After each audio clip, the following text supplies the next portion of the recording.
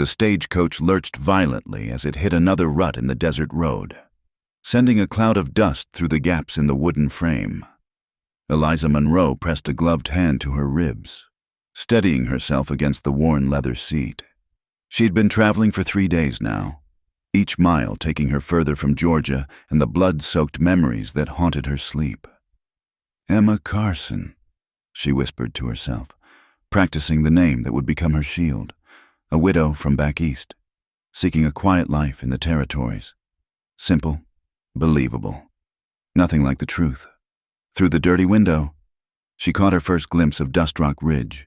The town sprawled across the desert floor like scattered bones, weathered buildings leaning against each other for support, their sun-bleached wood the color of old parchment. A single main street cut through the settlement, lined with the essentials of frontier life. A general store, a saloon with bat-wing doors that never stopped swinging, a modest church with a crooked steeple, and at the far end, the Sunset Inn. The driver called out as they rolled to a stop, his voice rough as sandpaper. Dust Rock Ridge, end of the line for them heading nowhere particular. Eliza gathered her carpet bag, the weight of it familiar in her hands. Everything she owned in the world fit inside. 2 dresses, a handful of coins sewn into the lining, and a photograph she couldn't bear to leave behind despite the danger it posed. She stepped down from the coach, her boots raising small clouds of dust that hung in the still air. The heat struck her like a physical blow. Georgia had been humid, oppressive in its own way, but this was different. A dry, merciless heat that seemed to pull the moisture from her very bones.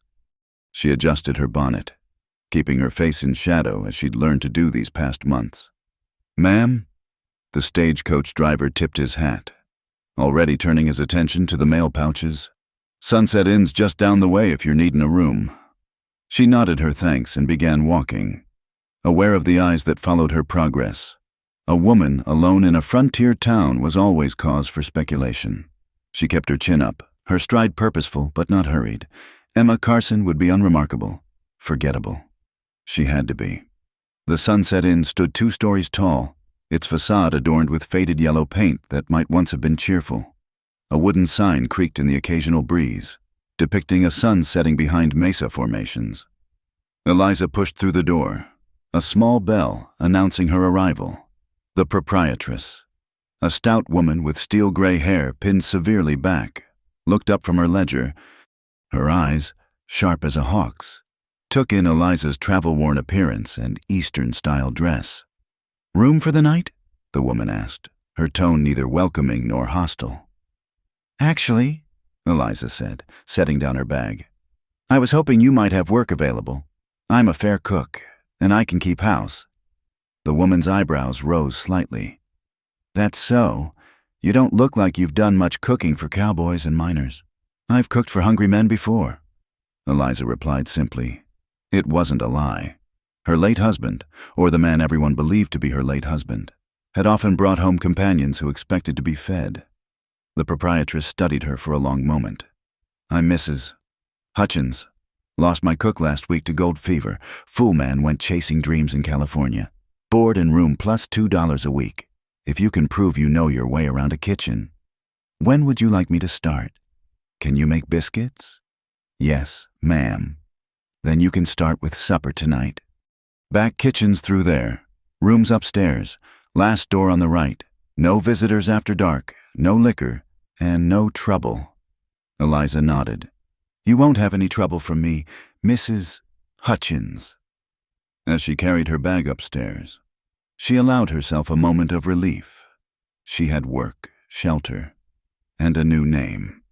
It was enough for now. The room was small but clean, containing a narrow bed with a patchwork quilt, a washstand, and a single window overlooking the stable yard. Eliza set her bag on the bed and moved to the window, pushing aside the thin curtain. Below, a man was leading a horse into the stable, a bay mare with a white blaze down her nose. The man moved with the easy grace of someone born to the saddle, his movements economical and sure. He wore typical cowboy attire, worn leather chaps over denim, a shirt that had seen better days, and a hat pulled low against the sun. As if sensing her gaze, he looked up, Eliza stepped back quickly, her heart hammering. She'd glimpsed weathered features, a strong jaw shadowed with stubble, and eyes that seemed to see too much. There had been something in that brief glance, not recognition exactly, but a sharpening of attention that made her nervous. She busied herself with unpacking, hanging her 2 dresses on the pegs provided and hiding her precious coins beneath a loose floorboard she discovered near the bed. The photograph she kept in her bodice, close to her heart, where it burned like a guilty secret. By evening, she'd found her rhythm in the kitchen. The work was familiar, comforting even. She'd learned to cook young, and the simple fare expected here, beans, biscuits, salt pork, occasional beef, was easier than the elaborate meals she'd once prepared. The dining room filled as the sun set, dusty cowboys and townsmen seeking hot food and companionship. Eliza stayed in the kitchen, sending plates out through the serving window to Annie, the young girl who waited tables. "A new cook's better than Jake already," she heard one man say. "These biscuits are light as clouds." She allowed herself a small smile, kneading dough for tomorrow's bread. The repetitive motion soothed her nerves, gave her hands something to do besides shake. It was near closing when Annie poked her head into the kitchen. "Miss Emma, that cowboy's here again, the one from Hart Ranch. He's asking for more coffee." Eliza's hand stilled. "Which cowboy?" "Caleb Hart. Owns a spread up in the hills. Keeps to himself mostly. But he comes down every few weeks for supplies." Annie lowered her voice. "Folks say he's dangerous. Was in the war, both sides depending on who's telling it. Never comes to church nor socials." Eliza poured coffee into a tin pot, her hands steady despite the tremor in her stomach. "Just coffee?" "That's all. He already ate, but he's just sitting there, quiet-like." Through the serving window, Eliza could see the dining room had mostly emptied. At a corner table sat the man from the stable yard. He'd removed his hat, revealing dark hair that needed cutting. He sat with his back to the wall, a habit she recognized from her own recent education in staying alive. She watched Annie deliver the coffee, saw him nod his thanks without looking up from the week-old newspaper he was reading. But as Annie walked away, his eyes lifted, scanning the kitchen window. Eliza ducked back, busying herself with cleaning. When she finally looked again, the corner table was empty, a coin left beside the empty cup. That night, she lay in her narrow bed listening to the sounds of Dust Rock Ridge settling into sleep. Somewhere a dog barked. The saloon's piano tinkled faintly, playing a melancholy tune. And from the stable yard came the occasional stamp and snort of horses. She touched the scar on her wrist, hidden beneath her sleeve.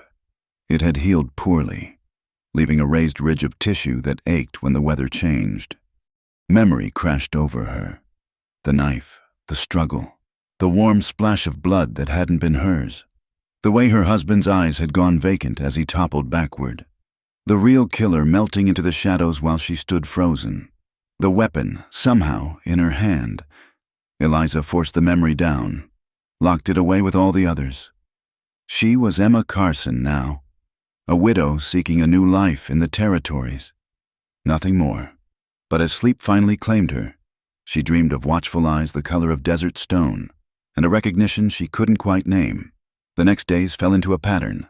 Rise before dawn, start the fires, begin the bread, breakfast for the boarders, then cleaning and preparation for lunch. The work was hard but honest, and Mrs. Hutchins, while stern, was fair. Eliza began to learn the rhythms of Dust Rock Ridge, the personalities that made up this small world on the edge of nowhere. There was Sheriff McKenna, a man who'd grown soft around the middle but whose eyes remained sharp. Doc Hollis, who smelled perpetually of whiskey but whose hands were steady when needed. The Garrett brothers, who ran the general store, always competing to see who could tell the tallest tale. Sarah, the school teacher, who took her meals at the inn and always had ink stains on her fingers. And there was Caleb Hart, who came to town every few weeks like clockwork. She learned to recognize the sound of his horse in the yard, the particular rhythm of his footsteps on the inn's wooden floors. He always sat at the same corner table, always ordered the same meal, beef when they had it, beans when they didn't, black coffee regardless. He never spoke to her directly, but she felt his awareness like a physical thing. Sometimes she'd glance through the serving window to find him reading his paper, apparently absorbed. Other times she'd catch him watching the kitchen, his expression unreadable. It was during his fourth visit that everything changed. The evening had started like any other, the dining room full of hungry men and the kitchen thick with steam. Eliza was pulling a pan of cornbread from the oven when the sound of gunfire cracked through the night. The dining room erupted into chaos, men diving for cover or rushing to windows. Through the serving window, Eliza saw Caleb Hart remain seated, his hand moving casually to rest on the pistol at his hip. "Everyone stay calm," Sheriff McKenna called out, already heading for the door. Probably just cowboys letting off steam. But there was something in the quality of those shots, measured, deliberate, that made Eliza's blood run cold. She'd heard gunfire meant to kill before. Minutes stretched like hours before the sheriff returned, his face grim. Behind him, two men carried a third, blood soaking through his shirt. "Doc's on his way," McKenna announced. "Clear a table." As the wounded man was laid out, groaning and cursing, Eliza got her first good look at him. A stranger, his clothes dust-covered from hard riding, his face unfamiliar but his type well-known, the kind of hard case that drifted through frontier towns bringing trouble in their wake. "Who shot him?" someone asked. "He won't say." McKenna's voice was tight with frustration. "Found him at the edge of town. Horse run off." It was then that Eliza noticed Caleb Hart was gone, his corner table empty save for the usual coin beside his unfinished coffee. She glanced toward the kitchen door that led to the yard and saw it stood slightly ajar, though she was certain she'd latched it earlier. Later, after Doc Hollis had extracted the bullet and the wounded man had been carried to the jail to recover under guard, Eliza went to secure the kitchen door. The yard was silent, lit only by a slice of moon. But there, in the dust near the door, was a partial boot print she didn't recognize. And beside it, dark drops that might have been blood. She quickly scuffed out the print with her shoe and went back inside, locking the door firmly behind her. Whatever had happened tonight, instinct told her to stay clear of it. But as she cleaned the kitchen, wiping away all traces of the evening's chaos, she couldn't shake the feeling that the violence had followed her here, that her past was catching up despite all her precautions. And somewhere in the darkness beyond Dust Rock Ridge, she imagined Caleb Hart riding through the night, carrying secrets of his own. The days following the shooting took on a strange, watchful quality. The wounded stranger recovered in the jail, refusing to speak about who had shot him or why. Sheriff McKenna prowled the town like a restless dog, asking questions that found no answers, and Eliza felt eyes on her wherever she went, though she could never catch anyone looking. She'd taken to wearing long sleeves despite the heat, keeping her scarred wrist hidden. The mark was distinctive, a jagged line that curved like a crescent moon, too unique to be forgotten by anyone who'd seen it. In Georgia, there'd been wanted posters with her description, including that scar. She prayed such notices hadn't traveled this far west. It was early morning, the kitchen still cool before the day's heat, when she heard voices in the stable yard. Through the window, she watched Caleb Hart speaking with the sheriff, their conversation low but intense. Hart's horse stood nearby, dusty from hard travel, and there was something dark staining the saddle. "My business what I do on my own land," Hart was saying, his voice carrying on the still air. "When men end up shot at the edge of town, it becomes my business," McKenna replied. "You know anything about that?" Hart's expression remained neutral. "I know lots of men carry guns out here. Sometimes they find cause to use them." The sheriff studied him for a long moment. "You'd tell me if trouble was coming to my town, wouldn't you, Caleb? I'd handle it before it got to your town." After McKenna left, Hart remained in the yard, tending to his horse with methodical care. Eliza tried to focus on her bread making, but found herself glancing up repeatedly. Once, she found him looking directly at the kitchen window. Their eyes met briefly before she turned away, heat rising in her cheeks that had nothing to do with the oven. Later that morning, as she hung laundry behind the inn, A shadow fell across the white sheets. "Miss Carson." She spun around, heart hammering. Caleb Hart stood a respectful distance away, hat in hand, up close in daylight. She could see lines carved by sun and wind around his eyes, a thin scar along his jaw. His eyes were gray as storm clouds, and they watched her with an intensity that made her want to run. "Mr. Hart." She kept her voice steady, her hands busy with the clothespins. "Can I help you with something? That man who was shot, he been talking?" "I wouldn't know. I keep to the kitchen." He nodded slowly, but didn't move away. "You're from back east." It wasn't a question. She focused on hanging a pillowcase, keeping her movements natural. "Yes." "Georgia, maybe, the Carolinas?" Her hand stilled. "Does it matter?" "Might." He shifted his weight, and she noticed how he kept his gun hand free, a habit so ingrained he probably didn't realize he did it. "Depends on what you're running from." Eliza forced herself to meet his gaze.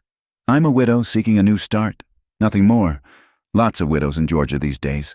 War left its mark." "The war left marks everywhere. Mr. Hart." Something flickered in his eyes. Memory, perhaps, or recognition. He studied her face with an intensity that made her skin prickle. "What's your interest in my past?" she asked, finding courage in directness. He was quiet so long she thought he wouldn't answer.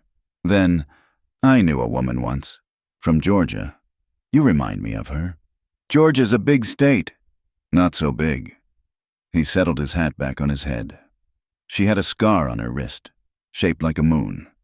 The clothespin slipped from Eliza's numb fingers. She bent to retrieve it, using the moment to compose herself. When she straightened, Hart had moved closer, though she hadn't heard him take a step. "Let me see your wrists," he said quietly. "I don't know what game you're playing, Mr. Hart, but no game. Just let me see." She could run, scream, make a scene that would bring Mrs. Hutchins and half the town, but something in his manner, not threatening exactly, but inevitable, made her slowly extend her arms. He took her left wrist gently, his calloused fingers surprisingly careful as he unbuttoned the cuff and pushed back the sleeve. The scar stood out white against her sun-browned skin, unmistakable in its unique curve. Hart stared at it for a long moment, then released her. Eliza Monroe. The name hit her like a physical blow. She swayed, caught herself against the laundry line. "I don't know who—" "Yes, you do." His voice remained low, meant for her ears alone. "Just like I know why you're using a false name and why men are looking for you." "Are you going to turn me in?" The question emerged as barely a whisper. "That depends." "On what?" "On what really happened in Georgia." She laughed, a bitter sound. "Would you believe me if I told you?" "I might. I've got my own experience with official stories that don't match the truth." Eliza glanced toward the inn, calculating her chances. She had money hidden, could be packed and gone within the hour. But she was tired of running. And something about Caleb Hart, perhaps the way he'd touched her scar with such care, or the shadows in his own eyes, made her want to take the risk. "Not here," she said finally. "Too many ears." He nodded. "There's a place about a mile north of town, old cottonwood by the creek bed. Meet me there after sunset. And if I don't, then you don't." He touched the brim of his hat.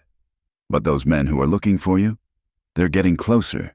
That fellow who got shot, he was asking questions about a woman with a Georgia accent. I convinced him to move along." "With bullets?" A ghost of a smile touched his lips. "Sometimes that's the most convincing argument." He left her there among the drying sheets, her mind racing. By all logic, she should pack immediately, catch the next stage to anywhere else. But the thought of those seeking her getting closer, of running forever, of never finding a moment's peace, it was almost worse than facing whatever Caleb Hart intended. As the sun set that evening, painting the desert in shades of blood and gold, Eliza slipped out the kitchen door. She'd told Mrs. Hutchins she had a headache, needed air. It wasn't entirely a lie. Her head did pound with tension. The cottonwood was easy to find, its massive trunk scarred by years of carved initials and passing storms. The creek bed below was dry, waiting for the seasonal rains that might or might not come. Caleb's horse was tethered nearby, the man himself leaning against the tree, nearly invisible in the gathering darkness. "You came," he said simply. "You knew I would." He gestured to a flat rock near the tree's base. She sat, arranging her skirts, acutely aware of his presence. He remained standing, giving her space while keeping watch on the approaches to their meeting spot. "Tell me," he said. So she did. The words came slowly at first, then in a rush like water breaking through a dam. Her marriage to Thomas Monroe, son of a powerful Georgia family. The slow realization that his charm masked something cruel. The escalating violence, carefully hidden from public view. The night she'd finally decided to leave. "He found my packed bag," she said, staring at her clasped hands. "Was drunk, angrier than I'd ever seen him. When I tried to get past him, he grabbed my wrist, had a knife." She touched the scar through her sleeve.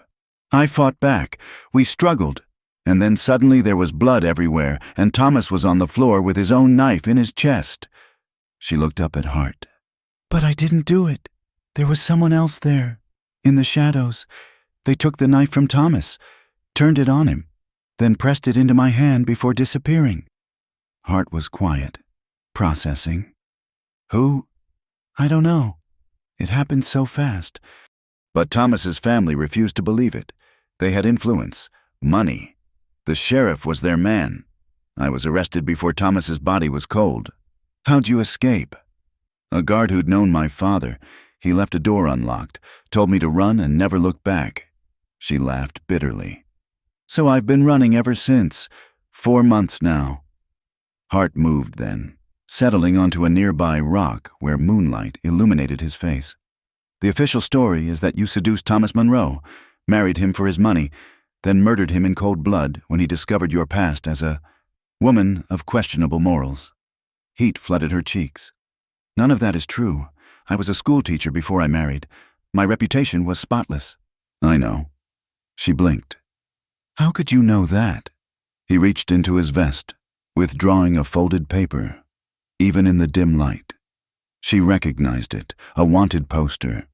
Her own face stared back at her, rendered in stark lines, along with the damning words, "Wanted for murder. Eliza Monroe, $500 reward." "These have been circulating for months," he said. "Private bounty, not official law." "How did you get this?" He refolded the poster carefully. "Because 4 months ago, I was hired to track down and kill Eliza Monroe." The words hung between them like a blade. Eliza found she couldn't breathe, couldn't move. Death had found her after all, here in this quiet spot under the stars. "But then I found you," Hart continued, his voice thoughtful, "in a boarding house in Austin. You were calling yourself Mary then. I watched you for 3 days, waiting for the right moment. Why didn't you kill me?" The question emerged cracked, broken. "You helped a child, a little Mexican boy, fallen in the street. His own people walked past, but you stopped. Got your dress muddy, kneeling beside him. Used your own handkerchief to bandage his knee. Then you walked him home, made sure his mother knew what happened." He paused. "The woman they described to me wouldn't have done that. So you let me go?" "I told my employer the trail went cold, kept the advance payment, never looked back." His eyes found hers in the darkness. "Until you walked into Dust Rock Ridge. And now there are others looking. That man I shot, he's one of 3 hired guns the Monroe family sent west. They're not giving up." Eliza stood abruptly, pacing to the edge of the cottonwood's shadow. "Then I need to keep running." "No." Hart's voice was firm. "You need to stop running and start fighting. Out here, the Monroe name doesn't carry the weight it does in Georgia. Out here, you might find justice." "Justice?" She tasted the word like something foreign. "From whom? You?" "From me, if necessary." He stood as well, moving closer but still maintaining careful distance. "I've done things I'm not proud of. Miss Monroe, killed for money, for causes I didn't believe in. sometimes just to survive. But I know the difference between guilt and innocence, and I know what it's like to be hunted for something that wasn't your fault. What do you want from me? Nothing, but I'm offering you a choice. Keep running and eventually they'll catch you. Or stay. Let me help you face them. Why would you do that? He was quiet for a long moment. When he spoke, his voice was rougher. Maybe because I'm tired of adding to the world's wrongs. Maybe because when I had you in my rifle sights in Austin and chose not to pull the trigger, I took on a responsibility. Or maybe what? Maybe because when I look at you, I see someone who's been broken but hasn't let it make them cruel. That's rare in this world. Eliza found herself moving closer, drawn by something in his voice. You don't know me. I know enough. He met her gaze steadily. I know you're brave enough to keep fighting when everything's against you, strong enough to start over with nothing, and good enough to help a child even when you're running for your life. That's not... What's your real name? He asked suddenly. She frowned, confused. I told you, Eliza Monroe. No, your name before you married. Who were you then? The question caught her off guard. It had been so long since anyone had asked, since she'd thought of herself as anyone but Thomas's wife or a fugitive. Eliza Jane Harper, Eliza Jane Harper. He said it slowly, like he was tasting each syllable. The teacher, yes. Then let me help Eliza Jane Harper find her way back. The rest, Monroe's widow, the fugitive, we'll bury that here in the desert where it belongs. She wanted to believe him, wanted it with an intensity that frightened her. But trust was a luxury she couldn't afford. And if you're wrong, if they come and I can't fight them, then I'll stand with you. That's my offer. Miss Harper, take it or leave it. The night had grown cold, the desert surrendering its heat to the stars. Eliza shivered, wrapping her arms around herself. Everything logical said to refuse, to run, to trust no one. But logic had kept her alive these past months while slowly killing her spirit. All right, she heard herself say. But I stay at the inn. Keep working. If this goes wrong, I won't have you caught in the crossfire. Fair enough. He moved to his horse, checking the saddle with automatic movements. But you need to know something else. What? He turned back to her, his face serious in the moonlight. The man who hired me to kill you, it wasn't the Monroe family. It was someone else. Someone who wanted you dead for their own reasons. Someone who knew exactly where you'd be in Austin. The implication hit her like cold water. Someone who's been tracking me separately? That's my guess, which means you've got more enemies than you know. He swung up into the saddle with easy grace. I'll ride you back to town. Stay alert, Miss Harper. And if you see anything, anyone, that makes you nervous, you get word to me immediately. They rode in silence, her walking beside his mounted form, the horse's hooves muffled in the sandy soil. At the edge of town, he stopped. Thank you, she said simply. He touched his hat brim. Don't thank me yet. This is far from over. As she watched him ride away toward his ranch in the hills, Eliza felt something she hadn't experienced in months. Not quite hope, but the absence of complete despair. She had an ally, strange and dangerous though he might be, but his revelation troubled her. Who else wanted her dead? Who had known she would be in Austin? The questions followed her back to her small room, where she lay awake studying the ceiling's water stains and trying to piece together a puzzle with too many missing pieces. Outside her window, the town slept peacefully, but somewhere in the darkness, she knew. Forces were gathering. The running was over. The standing had begun. And in his cabin in the hills, Caleb Hart cleaned his guns and prepared for a fight he'd chosen for reasons he didn't fully understand himself.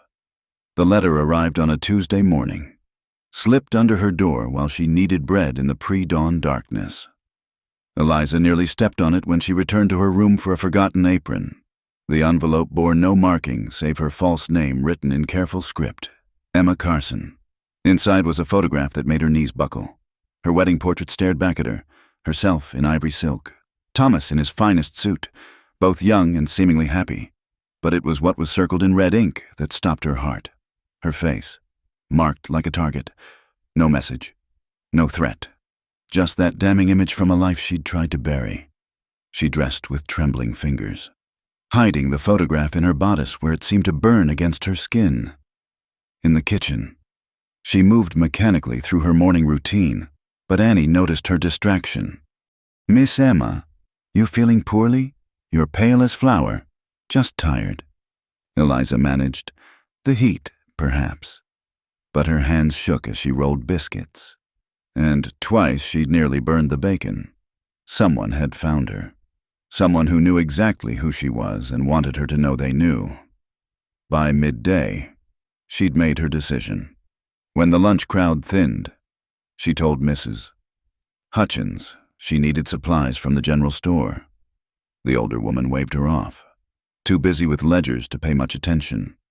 Eliza walked through town with forced calm, nodding to familiar faces. But instead of turning toward the store, she continued north. The desert stretched before her, hostile and unforgiving, but she'd rather face it than wait for death to find her in her small room. She was a mile from town when hoofbeats thundered behind her. She spun, ready to run, but it was Caleb Hart who reined in beside her, his face dark with something between anger and concern. "Going somewhere, Miss Harper? How did you—" "Mrs. Hutchins mentioned you'd gone to the store. The Garrett brothers hadn't seen you." He swung down from his horse, ground-tying the animal with practiced ease. "What happened?" She wanted to lie, to protect this tentative alliance, but the photograph felt too heavy to carry alone. She withdrew it, handed it over wordlessly. His expression hardened as he studied it. "When?" "This morning, under my door."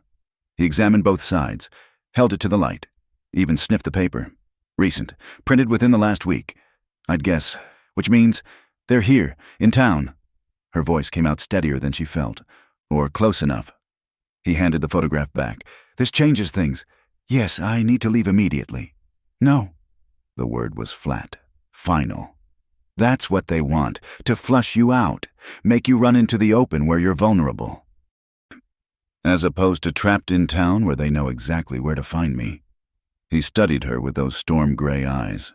"You trust me?" The question hung between them. Did she? This man who'd admitted to being hired to kill her, who lived apart from decent society, who carried violence in every line of his body. "I don't know," she admitted. "Fair enough. But trust me or not, you won't survive alone out there, not with professional killers tracking you." He glanced back toward town. "Pack your things. You're coming to my place." "I can't." "You can and you will." His tone brooked no argument. "My ranch is defensible. One way in, good sight lines, and I know every rock and ravine for miles around. You'll be safer there than anywhere else." "What about my job? Mrs. Hutchins?" "I'll handle it. Tell her you've had news from family back east. Need time to sort affairs." He moved closer, his voice dropping. "This isn't a debate, Miss Harper. Those men who are hunting you, they don't take prisoners. They don't show mercy. Your only chance is to fort up somewhere they can't get to you easily." She wanted to argue, to maintain some control over her life. But the memory of Thomas's family and their cold fury made her nod. "All right, but only until they're dealt with." Something dark passed over his features, one way or another. An hour later, Eliza sat beside Caleb on his wagon, her few possessions packed hastily in her carpet bag. Mrs. Hutchins had accepted the family emergency story with surprising sympathy, even pressing a week's wages into Eliza's hand despite her protests. The road to Hart Ranch wound upward into the hills, leaving the flat desert behind for a landscape of red rocks and twisted juniper. The temperature dropped as they climbed, the air thinning but somehow easier to breathe. "How long have you lived out here?" she asked, needing conversation to quiet her nerves. 6 years, give or take. Alone. Mostly. He handled the team with expert ease, navigating washouts and rocky patches without seeming to pay attention. "Had a partner once. He decided California gold was worth more than Texas cattle. And you disagreed? Gold makes men crazy. Seen too many good people destroyed chasing shine in the ground. He glanced at her. Besides, I like the quiet. They rode in silence after that, but it was surprisingly comfortable. The landscape grew more severe as they climbed, towering rock formations carved by wind, deep arroyos that could hide a dozen men. She understood why he'd chosen this place. It was a natural fortress. The ranch house appeared suddenly as they crested a rise, built of stone and heavy timber. It nestled against a cliff face that protected its back. The front faced the only approach, the road they'd just traveled. A barn and corral stood to one side, a small spring-fed stream glinting beyond. "It's not much," Caleb said, something almost apologetic in his tone. "It's perfect," Eliza replied, meaning it. After months in cramped boarding houses and constant fear of discovery, the isolation felt like sanctuary. He helped her down from the wagon, his hands lingering perhaps a moment longer than necessary at her waist. She felt heat rise in her cheeks and stepped back quickly. "I'll show you around," he said, seemingly unaffected. "Need to know the layout in case trouble comes." The house was simple but well built. A main room with stone fireplace, a kitchen area, and 2 bedrooms separated by a narrow hall. Everything was clean but Spartan. Surfaces bare of decoration save for a single photograph on the mantel, a younger Caleb in uniform beside another soldier. "My brother," he said, following her gaze, "died at Antietam." "I'm sorry." He shrugged, but she caught the tension in his shoulders. "Long time ago." He showed her the defensive positions, windows with clear fields of fire, a reinforced door, even a hidden cellar with supplies and ammunition. The tour was matter of fact, but the preparations spoke of a man who'd learned to expect violence. "You'll take the back bedroom," he said finally. "Better protected. Harder to reach from outside. I'll be out here mostly, keeping watch. You don't have to—" "Yes, I do." He met her eyes. "This is what I chose. Miss Harper, let me do it my way." That evening, as shadows lengthened across the desert floor, they shared a simple meal of beans and cornbread. Eliza had insisted on cooking, needing the familiar activity to settle her nerves. Caleb ate with focused attention, complimenting the food with an earnestness that touched her. "You don't have many visitors," she observed. "No. By choice." He considered this. "Partly. Townfolk are good people mostly, but they remember the war. Remember which side I started on?" "Which was?" "Texas. Rode with Terry's Rangers until—" He trailed off, jaw tightening. "Until I couldn't anymore. Switched sides in '63. Some things a man can't be part of, no matter his loyalty."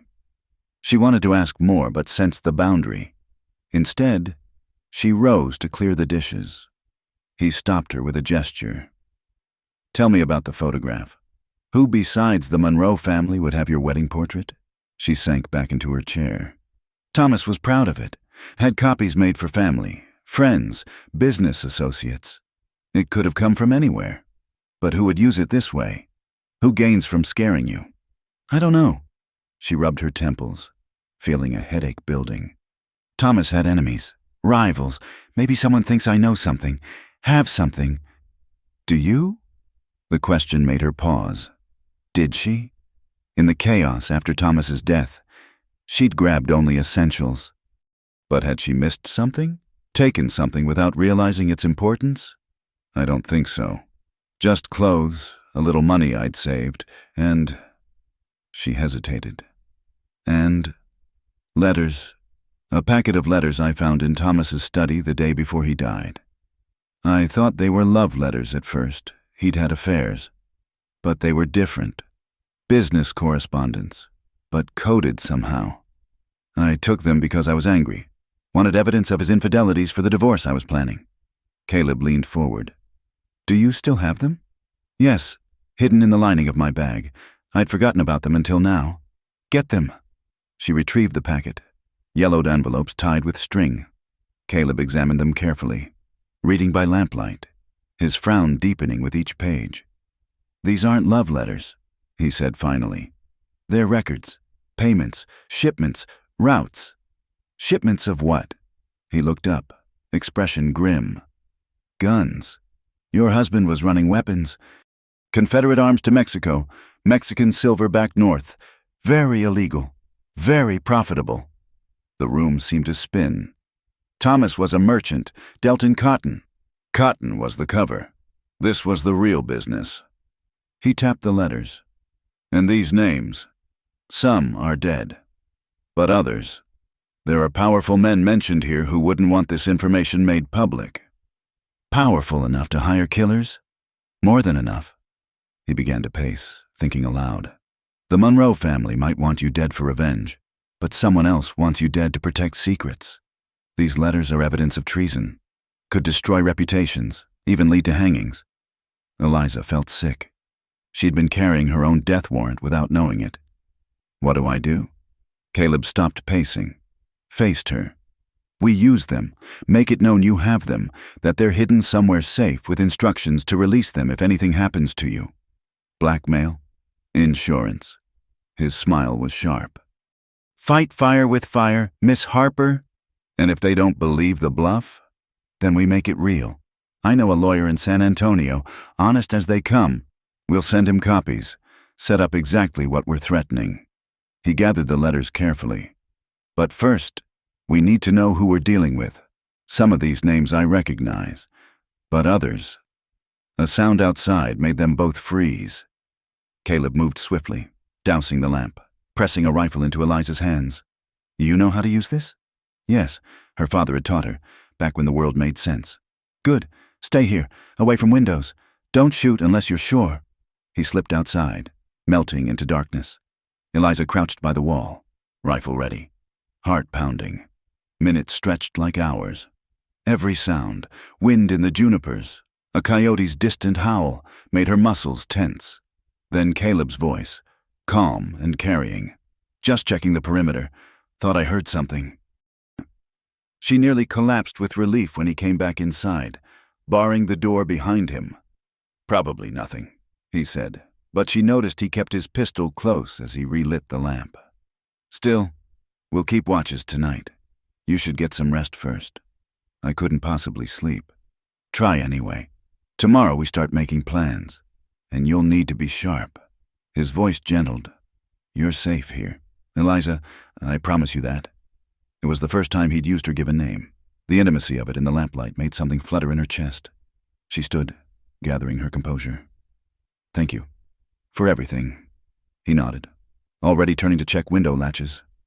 Get some rest. In the back bedroom. She lay fully dressed on the narrow bed, rifle within reach. Through the thin walls, she could hear Caleb moving about, the creak of his chair as he settled in to watch. She thought she wouldn't sleep, but exhaustion claimed her. She dreamed of Thomas's face, twisted in rage, of blood spreading across white silk, of gunfire and running, always running. But threading through the nightmares was something else. Gray eyes steady in lamplight, strong hands gentle on her wrist, a voice promising safety in a world that had shown her none. When she woke, pale dawn was breaking over the desert, and the smell of coffee drifted from the main room. She found Caleb at the table, the letters spread before him, making notes in precise handwriting. Find anything useful? She asked, accepting the cup he offered. Maybe these initials here, JW, appear on several shipments, large amounts. If I'm right about who this is, we might have leverage after all. Who do you think it is? He looked up, and she saw the calculation in his eyes, weighing how much to tell her. Judge Jonathan Whitmore, federal judge, appointed after the war, supposed to be cleaning up corruption. But he's corrupt himself? If these letters mean what I think, he was taking Mexican silver to look the other way on weapon shipments. That's treason, pure and simple. He gathered the papers carefully. Question is, does he know you have these? Before she could answer, the sound of approaching horses made them both turn toward the window. 3 riders, moving fast up the road. Caleb was already moving, checking his weapons. Back room, now! But Eliza stood frozen, staring at the lead rider, even at a distance, even after months of fear and flight. She recognized him. Oh, God, she whispered. That's Thomas's brother. That's Marcus Monroe. Marcus Monroe had Thomas's same sharp features, but where Thomas had worn charm like a mask. Marcus displayed his cruelty openly. He sat his horse with military bearing, flanked by two hard-faced men whose hands rested casually on their weapons. "Stay inside," Caleb ordered, checking his rifle. "No matter what happens." But Eliza found herself following him to the door, unable to hide while he faced danger she'd brought to his doorstep. He glanced back, started to object, then seemed to recognize the futility. Instead, he positioned her behind the door frame, protected but able to see. Caleb stepped onto the porch, rifle held loose but ready. "That's close enough, gentlemen." The riders stopped just outside effective pistol range. These were professionals who knew their business. Marcus leaned forward in his saddle, eyes scanning the house. "Caleb Hart, the turncoat ranger."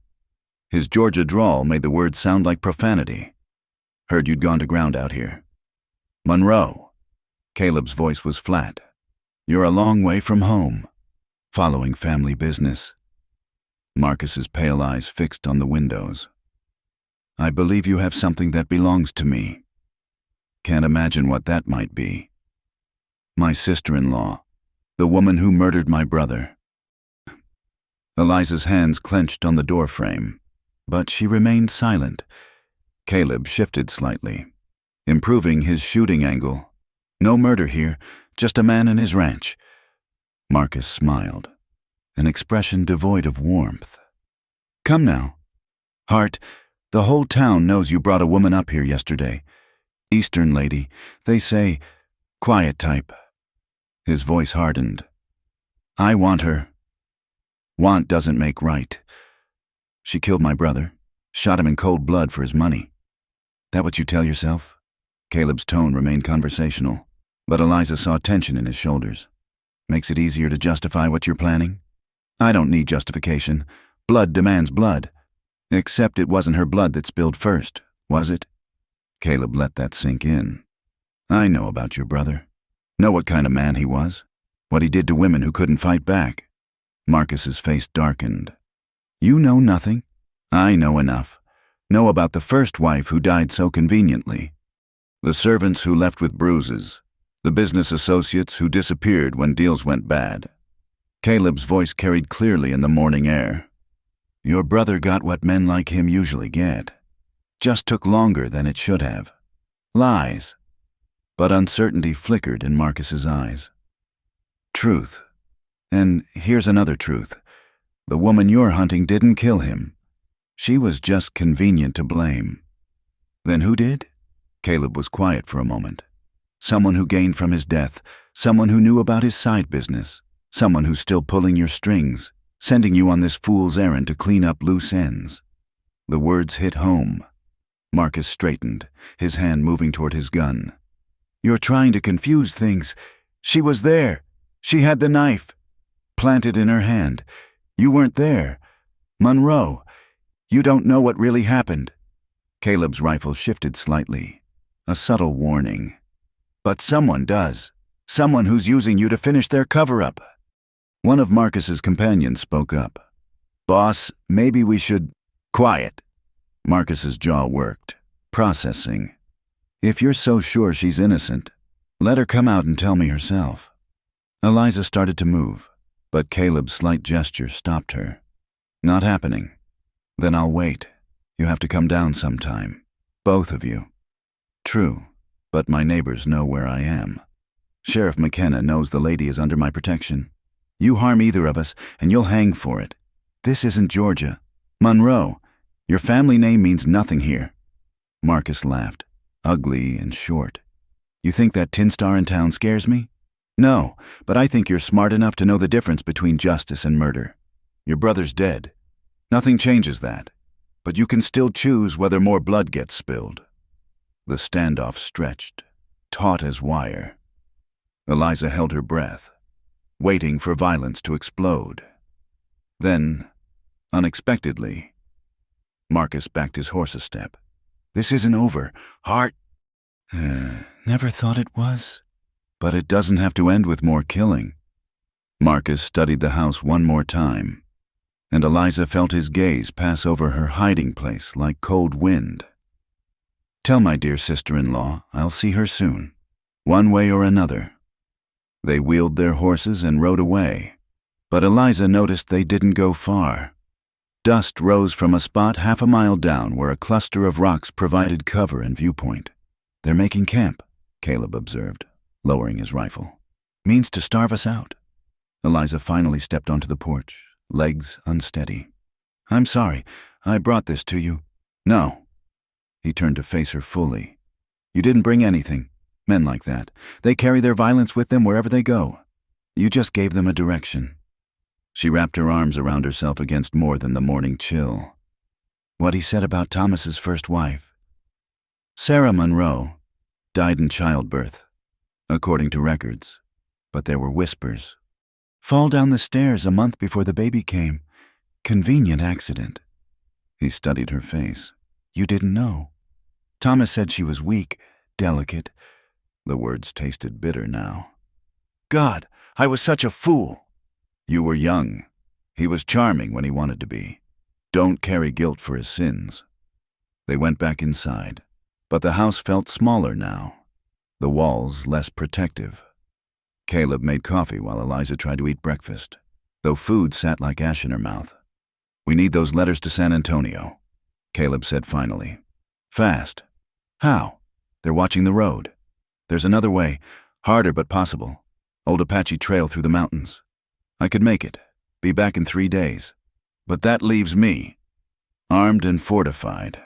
I'll show you everything. Leave you plenty of ammunition. They won't try the house directly. Not yet. They'll wait. Hope to catch us in the open. And if they don't wait," he met her eyes squarely, "then you'll do what you have to do. You're stronger than you know. Eliza, you've survived this long." The morning passed in preparation. Caleb showed her firing positions, escape routes, where he cached water and food. His movements were efficient, professional. But she caught him watching her with something that wasn't quite worry. "There's a shotgun in the bedroom," he said as afternoon wore on. "Loaded with buckshot. Don't need to aim much, just point and fire. Save the rifle for distance work. You're talking like you're not coming back." He paused in checking his saddlebags. "I am coming back, but if something happens, if they get lucky..." He pulled a paper from his vest. "This is the deed to this place. I'm signing it over to you." "What? No, I can't." "Yes, you can." He spread the paper on the table, began writing. "Call it insurance. This land is worth something, enough to start over somewhere else if you need to." Caleb. He looked up at her use of his name, and something passed between them in the dusty afternoon light. Without thinking, she reached out, touched his hand where it rested on the table. "Be careful." His hand turned under hers, fingers intertwining briefly. "Always am." The moment stretched, fragile as spun glass. Then he pulled back, businesslike again. "I'll leave after full dark. Less chance they'll see me go." The waiting was agony. They ate a cold supper, unwilling to show smoke from the chimney.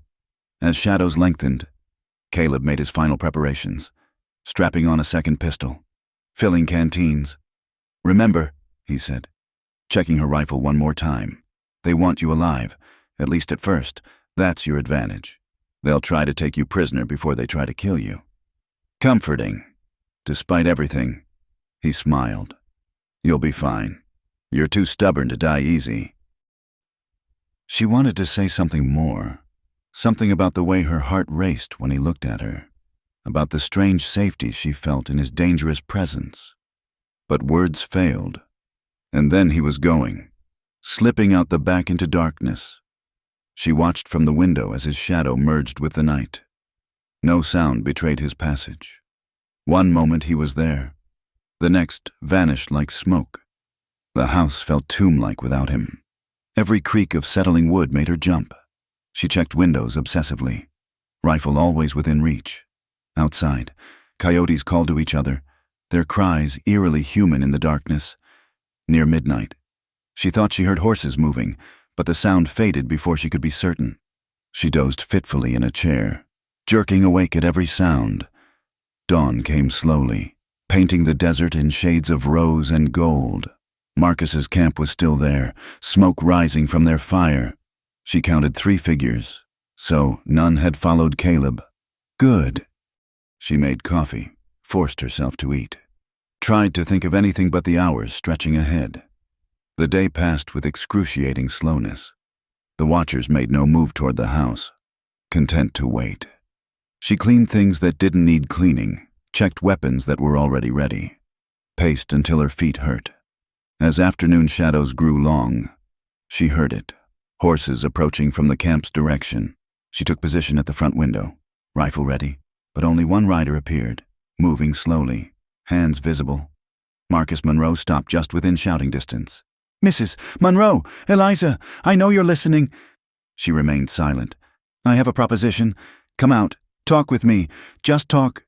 I give my word you won't be harmed." His word. She almost laughed. "I know what my brother was." He continued. "I'm not a fool, but family is family. Honor demands satisfaction." Still, she said nothing. "There's another way to handle this. Face me in town, in front of witnesses. Tell your story. If the town believes you, I'll leave. If not..." He let it hang. A trial, or as close as frontier justice came to one. It was more than she'd gotten in Georgia, but could she trust even that much? "You have until tomorrow noon to decide," Marcus called. "After that, we do this the hard way." He rode back to camp, leaving her with an impossible choice. Face judgment in town, trusting frontier justice and the story of a woman against the word of angry men, or wait here, hoping Caleb returned before patience ran out. She watched the sun set, painting the rocks in shades of blood. Somewhere out there, Caleb was riding hard through hostile country, carrying papers that might save her or damn her further. And here she sat, caught between past and future, between running and standing. The night brought no answers, only more questions.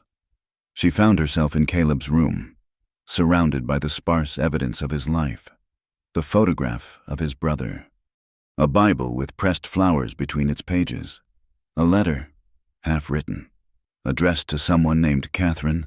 She shouldn't read it, but exhaustion and fear overcame propriety. "Dear Catherine," it began. "I know it's been too long since I wrote. The war changed things, changed me. I'm not the man who left Austin full of fire and certainty.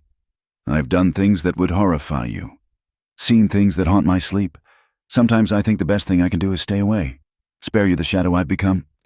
The letter ended there, unsigned, unsent. She folded it carefully, placed it back where she'd found it. Everyone carried ghosts. It seemed. Everyone had people they'd failed, love they'd lost. A sound made her freeze. Horses, moving fast. Too many horses. She ran to the window in time to see riders surrounding the house, more than the 3 from Marcus's camp. Her blood turned to ice. Reinforcements. They'd grown tired of waiting. She grabbed the shotgun, checked the rifle, tried to remember everything Caleb had taught her. The first rider dismounted, walking toward the house with confidence born of superior numbers. It wasn't Marcus. This man was older, well-dressed despite the trail dust, with silver at his temples and cold eyes that reminded her of a snake. "Mrs. Monroe," he called, voice cultured, reasonable.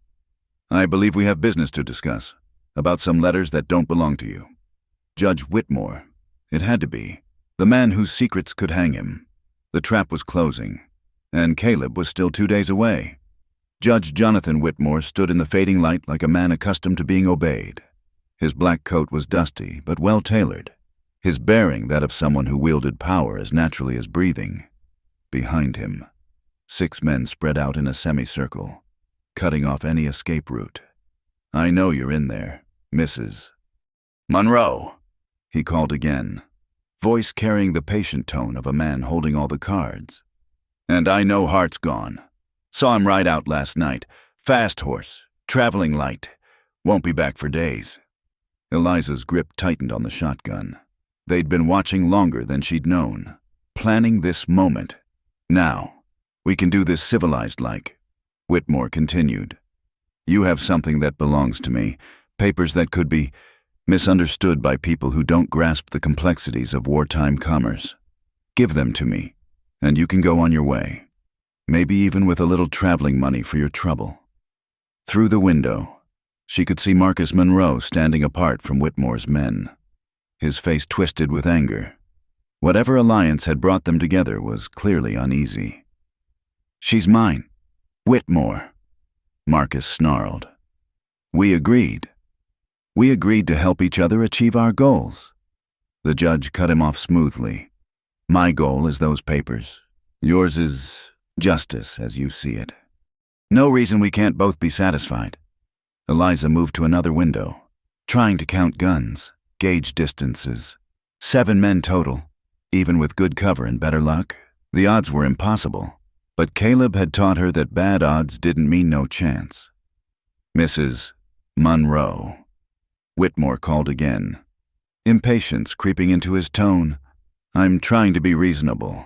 Those letters document business arrangements that are complicated. Ancient history now, but potentially embarrassing if misinterpreted. Surely you understand the value of discretion? She almost laughed. Discretion. That's what he called treason. Moving carefully. She positioned herself where she could speak through the barely cracked window without presenting a target. I don't have any papers.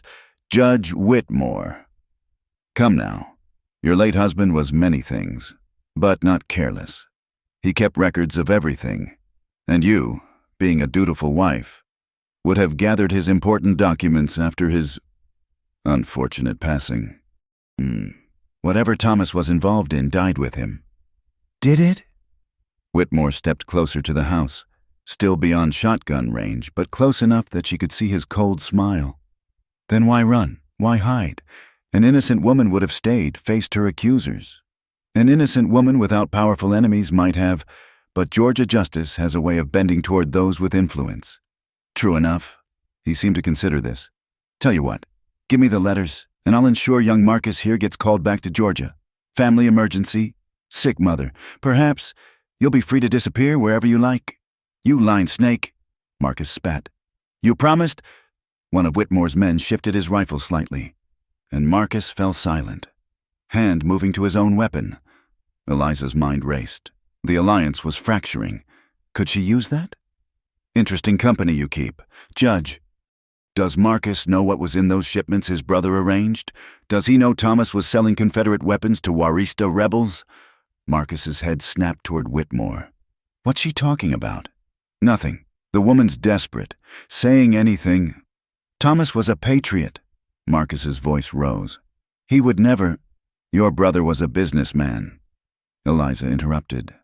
Ask the judge about the silver payments. Ask him why a federal judge was taking Mexican money to ignore arms shipments. The tension between the two groups of men shifted like a living thing. Whitmore's hand moved beneath his coat, and Eliza knew time was running out. Enough talk, the judge said coldly. Mrs. Monroe, you have 1 minute to come out with those papers. After that, well, fires happen sometimes in these old wooden buildings.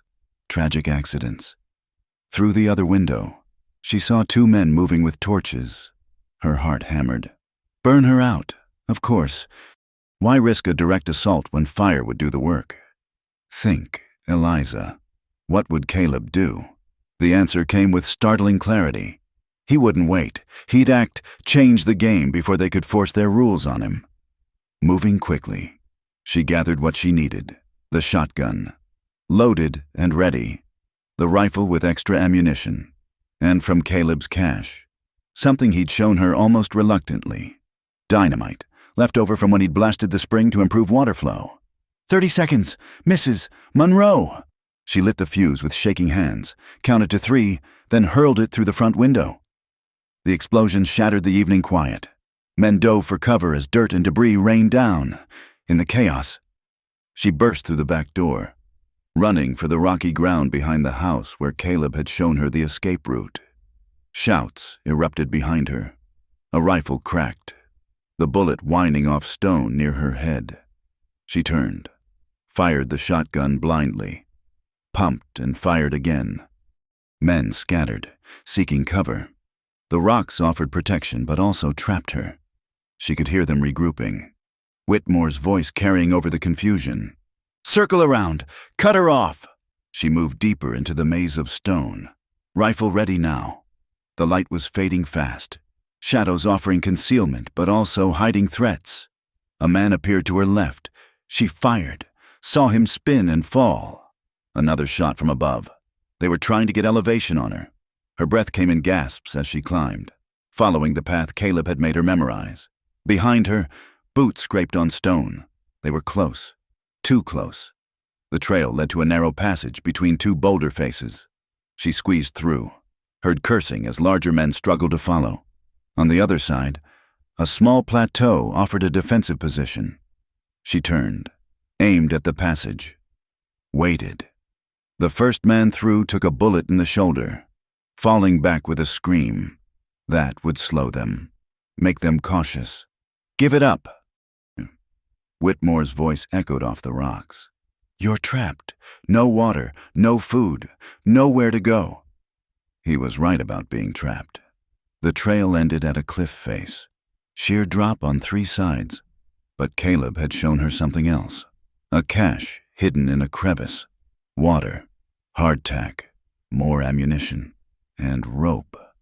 As full darkness fell, she heard them moving, trying to flank her position. They'd wait for dawn, she realized. Pin her down, pick her off when light returned. Unless the moon was rising, 3/4 full. Not ideal, but enough to see by. She secured the rope to a solid rock formation, tested it with her weight. Below, a ledge ran along the cliff face, invisible from above. Caleb's emergency escape route. A shot spanged off the rock near her head. They had someone in position, watching. She returned fire, then quickly rappelled down, rope burning through her hands despite the gloves. The ledge was narrower than she remembered, forcing her to press against the cliff face. But it led away from the plateau, toward a ravine that would take her back toward the desert floor, if she could make it that far. Voices above, confused. They'd expected her to ford up, not disappear. She moved as quickly as she dared, knowing one misstep meant a fatal fall. The ledge ended at a chimney formation, requiring a careful climb down. Her dress caught and tore. Her hands bled through the gloves, but she made it, dropping the last few feet to solid ground. Now what? She was out of the immediate trap, but miles from anywhere, hunted by desperate men. The house would be watched. Town was too far, and Caleb wouldn't return for another day at least. A horse nickered somewhere in the darkness. She froze, then realized what it meant. They'd left their mounts somewhere while they closed in on foot. Find the horses, and she'd have a chance. Moving carefully, she circled back toward the house, staying in the rocky areas where tracking would be harder.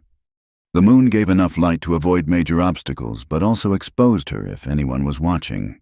There, a cluster of horses tied in a grove of cottonwoods, 2 men guarding them, passing a bottle between them, confident their quarry was trapped above. She studied the situation. 7 horses, 2 guards.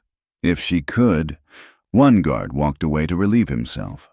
The other took another pull from the bottle, his attention wandering. She moved, silent as Caleb had taught her. Rifle stock reversed in her hands. The blow caught him behind the ear. He dropped without a sound. She grabbed his pistol, turned as the other guard returned, whistling tunelessly. "Johnson, where'd you—" He saw her, hand going for his gun. She shot him with his partner's pistol. The sound enormous in the quiet grove. No time for subtlety now. She cut the horses loose, sending them scattering with shouts and waving arms. All but one, a steady-looking bay, she swung aboard.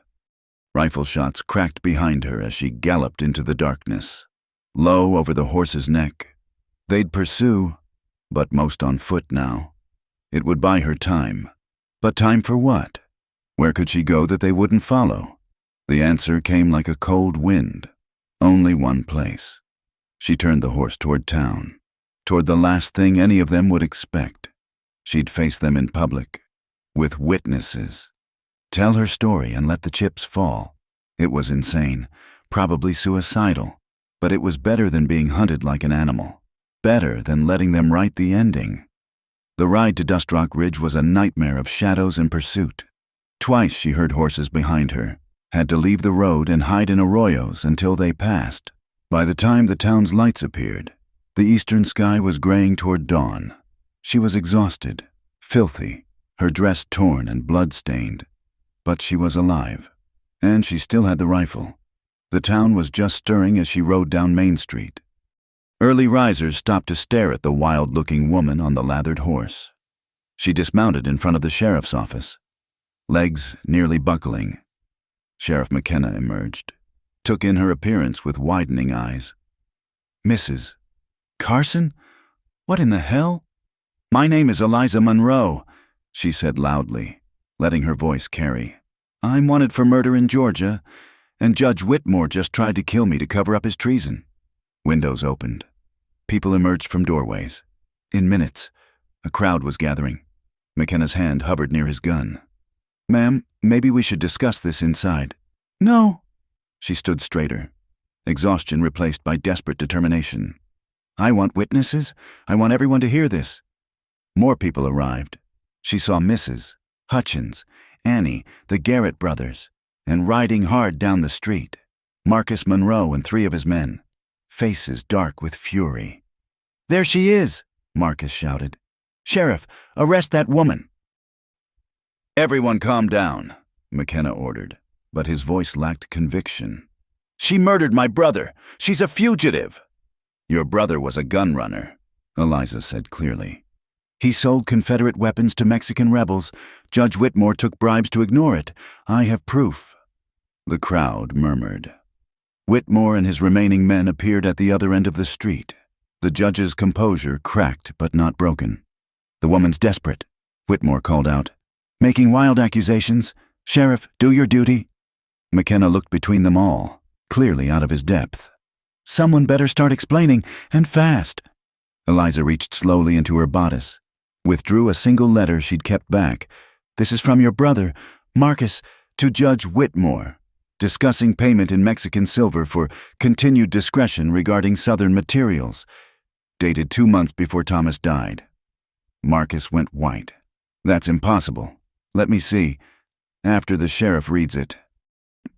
She handed the paper to McKenna, who studied it with growing alarm. "This is forged," Whitmore said, but sweat beaded his forehead. "Sheriff, I'll have your badge if you'll have nothing." A new voice, strong and carrying. Caleb Hart rode into view, trail worn but very much alive. Behind him rode 6 Texas Rangers, badges glinting in the morning sun. "Captain Morrison." Caleb called to the lead ranger. "I believe you'll want to hear what this lady has to say." The Rangers spread out, professional and intimidating. Whitmore's men shifted nervously. Marcus looked between his allies and the newcomers, confusion replacing anger. "Ma'am." Captain Morrison touched his hat brim. "Mister, Hart gave us some interesting documents, but I'd like to hear your story firsthand." So she told it, all of it. Her marriage, Thomas's cruelty, the night he died, the shadow figure who'd done the killing, who'd pressed the knife into her hands, her flight, the pursuit, the letters she'd found. "Lies," Whitmore said, but his voice lacked force. "Then you won't mind if we search your belongings." Morrison said mildly, "Man with nothing to hide shouldn't object." One of Whitmore's men made a break for it. A ranger's lasso brought him down before he'd gone 10 feet. That broke the rest. They threw down their weapons, suddenly eager to distance themselves from their employer. "It was all his idea," one babbled. "The judge, he paid us to find the woman. Get them papers." "Shut up, you fool." Whitmore went for his hidden gun. 3 rifles swung his way. He froze, then slowly raised his hands. "Judge Jonathan Whitmore," Morrison said formally. "You're under arrest for treason, conspiracy, and attempted murder. You'll get a fair trial, more than you gave this lady." As Rangers took Whitmore into custody, Marcus stood alone, looking lost. The certainty that had driven him was crumbling. "Your brother was a complicated man," Eliza told him quietly. "I didn't kill him." "But I can't mourn him either," Make of that what you will. Marcus stared at her for a long moment, then turned and walked away. The fight had gone out of him, replaced by something that might have been shame. The crowd began to disperse. Excitement over Eliza swayed, and suddenly Caleb was there. Strong arm around her waist. Easy, I've got you. She leaned into him, too tired to care about propriety. How did you get back so fast? And the Rangers? Pushed hard, knew something was wrong. And Morrison owed me a favor from the war. He studied her torn clothes, the blood on her hands. Are you hurt? No, scared, exhausted, but not hurt. She managed a weak smile. You were right, I'm too stubborn to die easy. He didn't smile back. Something fierce and protective burned in his eyes. When I saw the house, saw the damage, I thought... He stopped, jaw clenched. I'm all right, she said softly. Thanks to what you taught me. Mrs. Monroe? Captain Morrison approached. We'll need a full statement, but that can wait until you've rested. Hart's told me enough to know you've been wronged. We'll see it's made right. She nodded, suddenly too tired to speak. Caleb guided her toward the hotel, people parting respectfully before them. It's over, she murmured. This part is... His arm tightened around her. Question now is what comes next. She thought about that as they climbed the hotel stairs. Her name was cleared, or would be. She could go anywhere, start fresh anywhere. But looking at the man beside her, dangerous, damaged, impossibly gentle, she thought maybe she already knew the answer. Some journeys ended where they began, but others, the ones that mattered, ended where you finally found home. The fever came 3 days later. Eliza had thought herself recovered, had even returned to work at the inn despite Mrs. Hutchins' protests. But as she kneaded bread in the pre-dawn darkness, the kitchen began to spin. The familiar warmth of the ovens became oppressive, suffocating. She gripped the table's edge as sweat broke across her brow. Miss Emma? Annie's voice seemed to come from very far away. You don't look well. The floor rushed up to meet her. She woke in her narrow bed, Doc Hollis's weathered face swimming into focus. The whiskey smell that usually clung to him was muted by the sharp scent of medicinal herbs. Exhaustion, he pronounced, checking her pulse with surprisingly steady hands. Shock catching up. That ordeal in the desert would fell a strong man, let alone... He trailed off, propriety preventing him from finishing. How long? Her voice came out as a croak. You've been in and out for 2 days. That young man's been wearing a groove in my hallway. Young man? Hart practically had to threaten him at gunpoint to keep him from camping in here. Doc's eyes crinkled with something like amusement. Man's got it bad, if you don't mind me saying.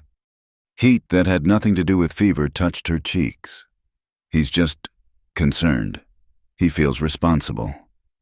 That what you young folks are calling it these days? Doc packed his bag, all business again.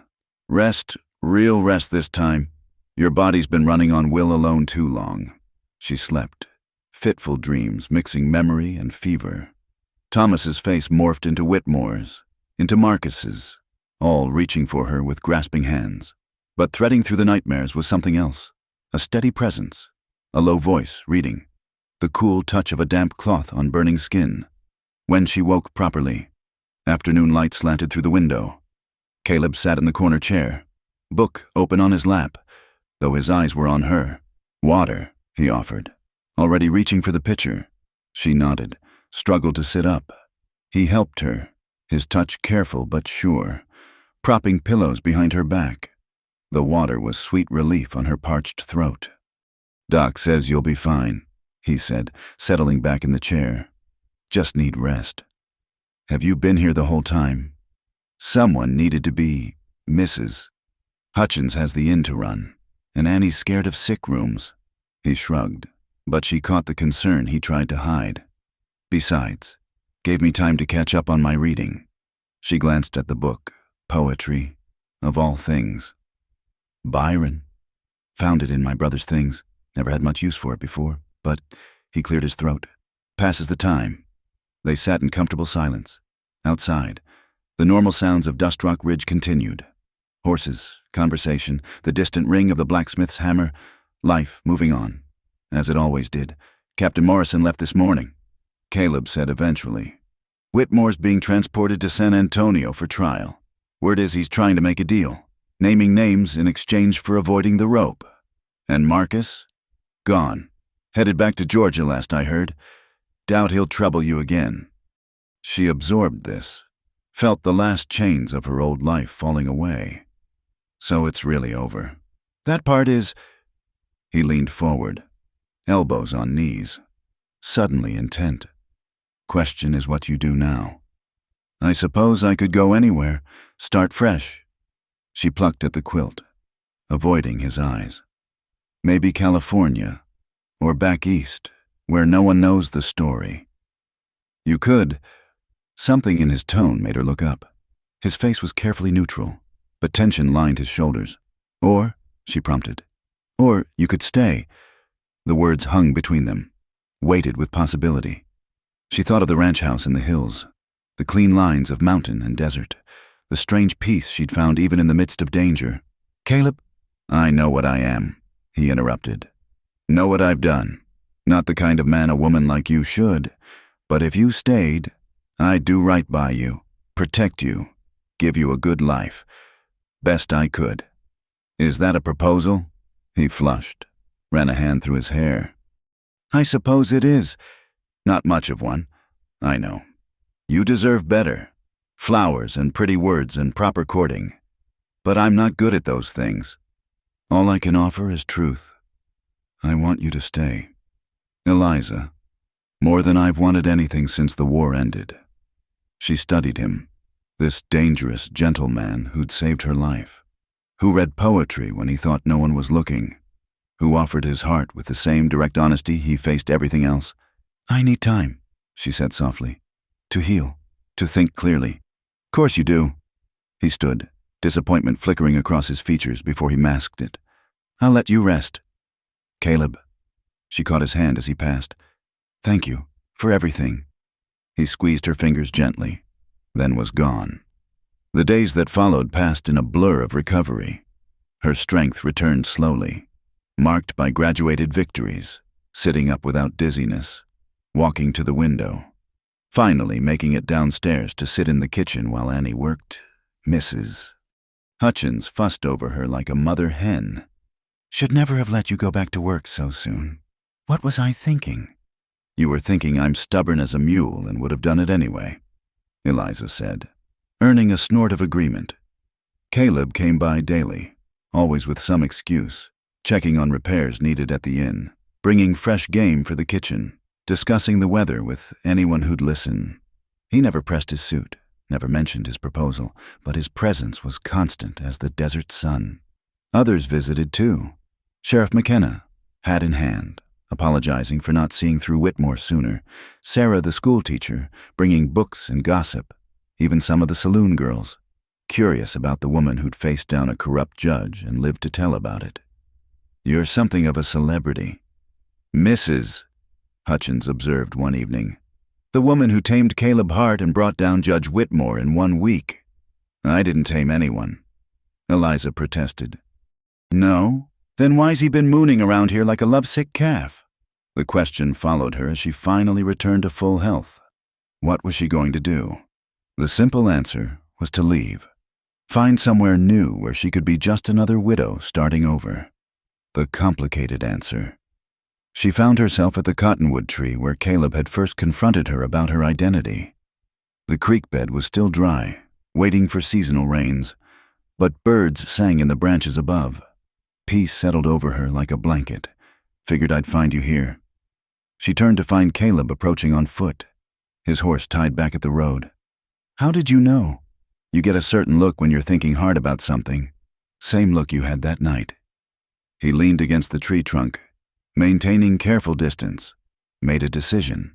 I've been thinking about what you said, about starting fresh. She moved closer, watching his face. But I realized something.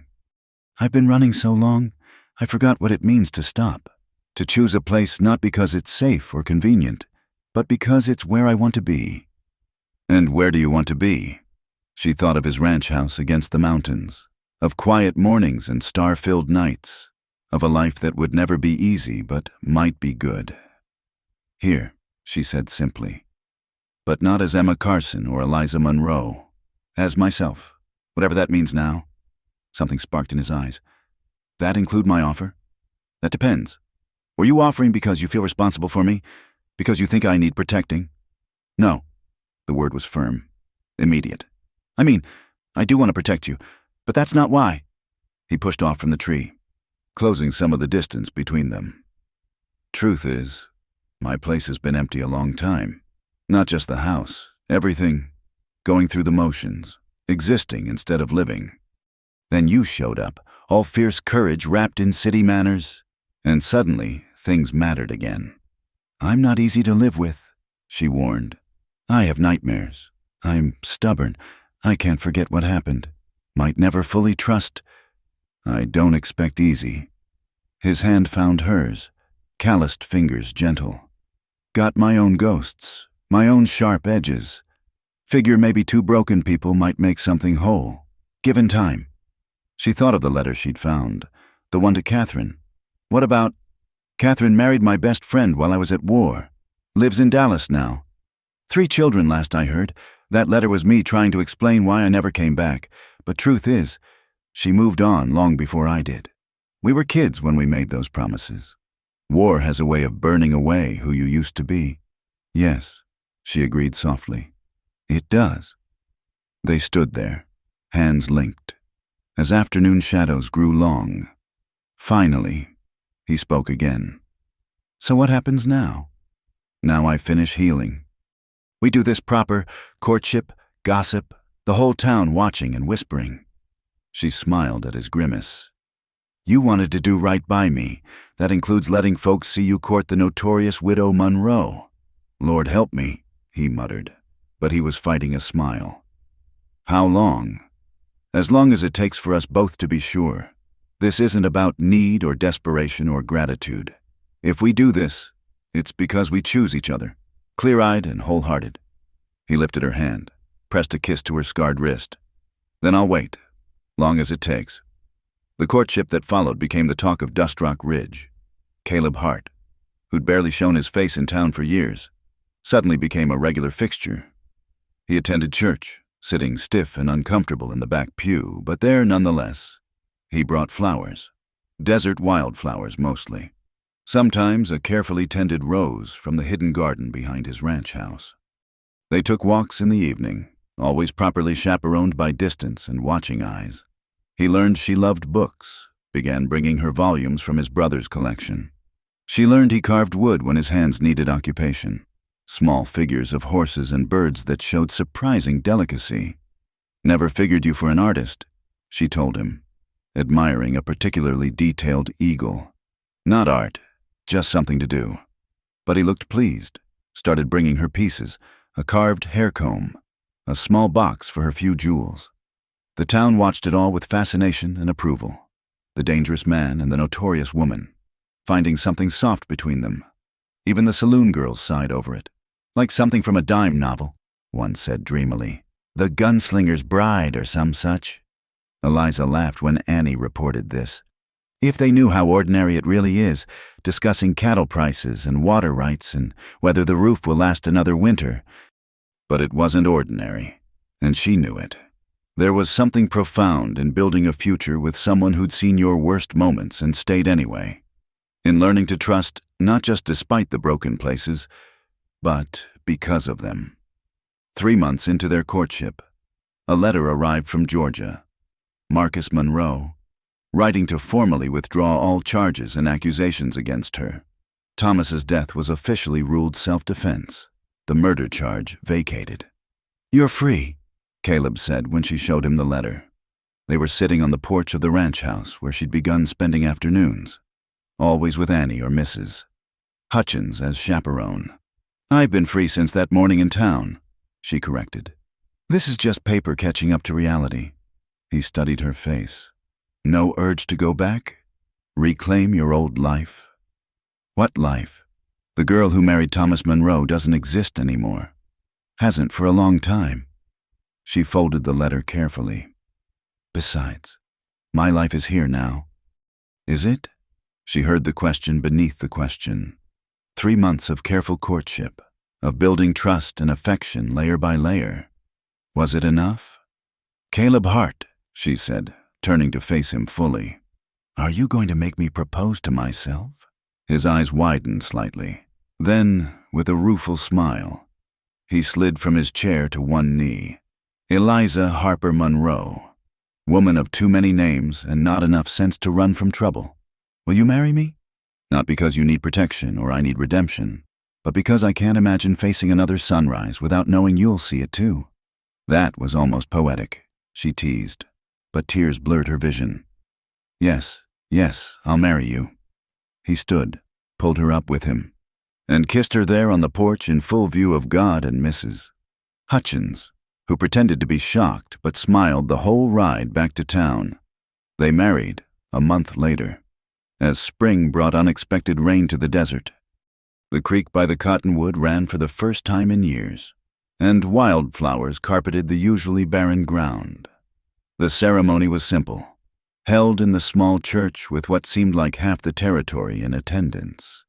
Eliza wore a blue dress, new beginnings rather than white innocence, and Caleb managed to look comfortable in his Sunday best.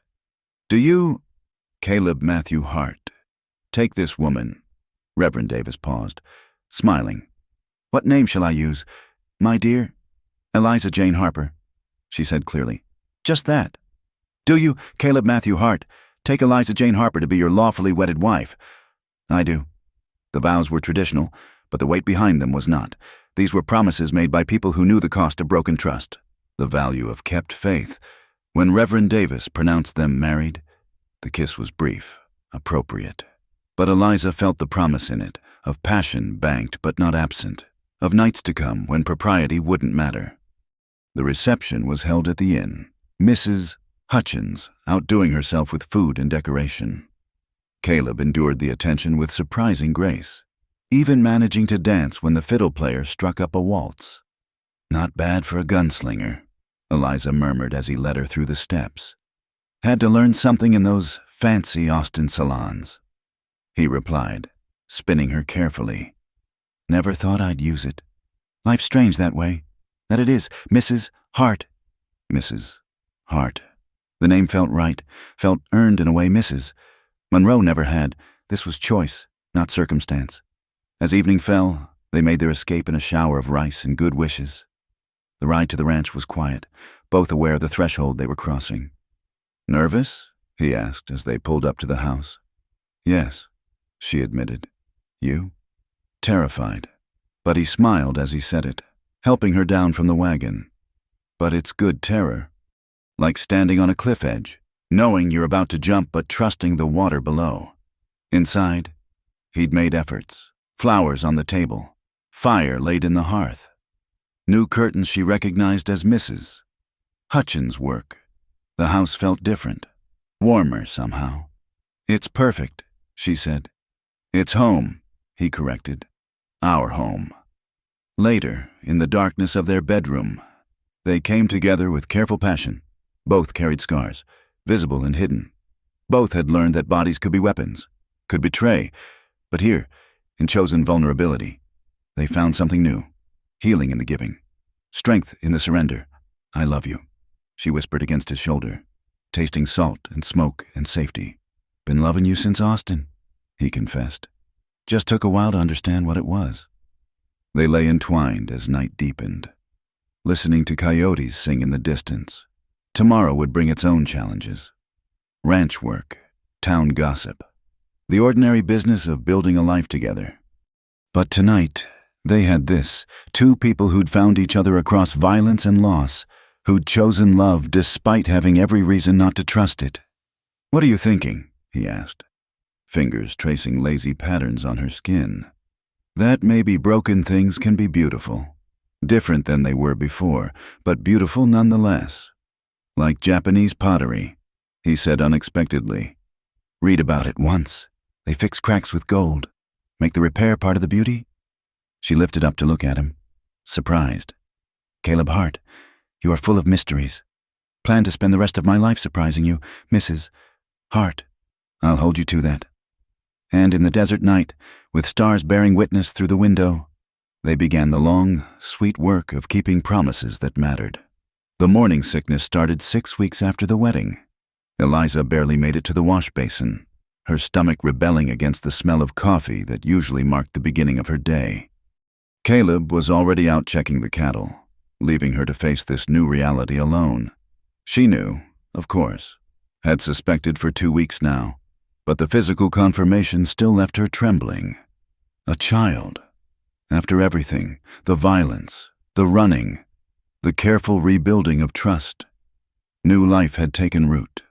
By the time Caleb returned for the midday meal, she'd composed herself, though food still turned her stomach. He noticed immediately that watchful awareness that had kept them both alive now focused on domestic concerns. "You're pale, coming down with something." In a manner of speaking, she took a breath, met his eyes. "I'm with child, Caleb." The tin cup in his hand hit the floor with a clatter. His face cycled through emotions too quickly to read: shock, wonder, fear, and finally something that might have been joy. "You're sure?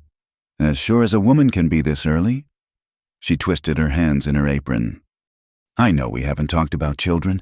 Whether you wanted—" He crossed the room in 2 strides, pulled her against him with careful strength. "Don't," he said roughly. "Don't doubt this. Don't doubt us." She felt the tremor in his arms, realized he was as overwhelmed as she was. "You're happy? Happy?" He pulled back to look at her, and she saw moisture in his eyes. "Eliza, I thought, after the war, after everything I've done, I thought I'd lost the right to this kind of life, family, future, hope for something better." His hand moved tentatively to her still flat stomach. "You've given me everything I never dared want. We've given each other," she corrected, covering his hand with hers. They stood that way, the 3 of them technically, as sunlight slanted through the kitchen window. Outside, the desert baked under summer heat, but inside their thick-walled house, cool shadows offered refuge. "A baby," Caleb said wonderingly. "Lord help us." "Indeed," Eliza agreed, thinking of all the ways their carefully ordered life was about to change. The next months passed in a blur of preparation and growing discomfort. Morning sickness gave way to other challenges: swollen ankles, an aching back, emotions that swung wildly between elation and terror. Caleb bore it all with surprising patience, though she caught him reading the single medical text he'd acquired with the intensity he usually reserved for tracking threats. "It says here that emotional fluctuations are normal," he informed her one evening after she'd cried over burning the cornbread. "Are you diagnosing me from a book, Mr. Hart? Just trying to understand."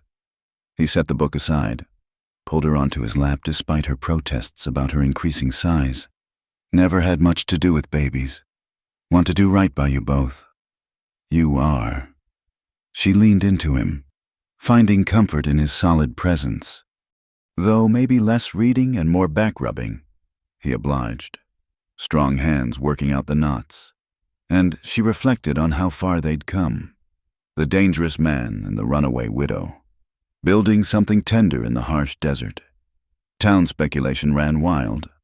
Of course, bets were placed on gender, timing, whether the child would inherit Caleb's steady aim or Eliza's stubborn streak. Mrs. Hutchins appointed herself unofficial guardian, arriving weekly with advice and baby clothes. "First babies are always late," she pronounced with authority. "Mark my words, you'll go past your time." But on a cold December night, a full 3 weeks before Doc Hollis's prediction, Eliza woke to wetness and cramping pain. Caleb was instantly alert, a lifetime of danger having trained him to wake fully and immediately. "It's time," she gasped, gripping his hand as another wave hit. His face went white in the moonlight, but his voice stayed steady. "I'll get Doc Hollis. No time." "The baby!" she cried out as pain peaked. "It's coming now." What followed was a blur of controlled chaos. Caleb had delivered calves and foals, but this was entirely different. He boiled water because that's what the book said, laid out clean linens, and tried not to let Eliza see his terror. "You're doing fine," he kept saying, though whether to reassure her or himself was unclear. "Liar," she panted between contractions. "I'm terrified." "Me too, but we've faced worse odds." "Not—" Another contraction stole her words. When it passed, she managed, "Not like this. This is creation, not destruction. Harder to navigate." He kissed her sweat-dampened forehead. "Then we learn as we go." The baby came with the dawn, as if waiting for first light to make an entrance. A girl, small but fierce, with lungs that announced her displeasure at the cold world she'd been thrust into. Caleb caught her with shaking hands, cleared her mouth and nose as the book had instructed, and placed her on Eliza's chest. The baby's cries softened to whimpers as she found her mother's warmth. "A daughter?" Eliza breathed, exhausted but exhilarated. "We have a daughter." Caleb sank to his knees beside the bed, one hand on Eliza's shoulder, the other touching the baby's impossibly small fingers with reverent care. "She's perfect. You're perfect.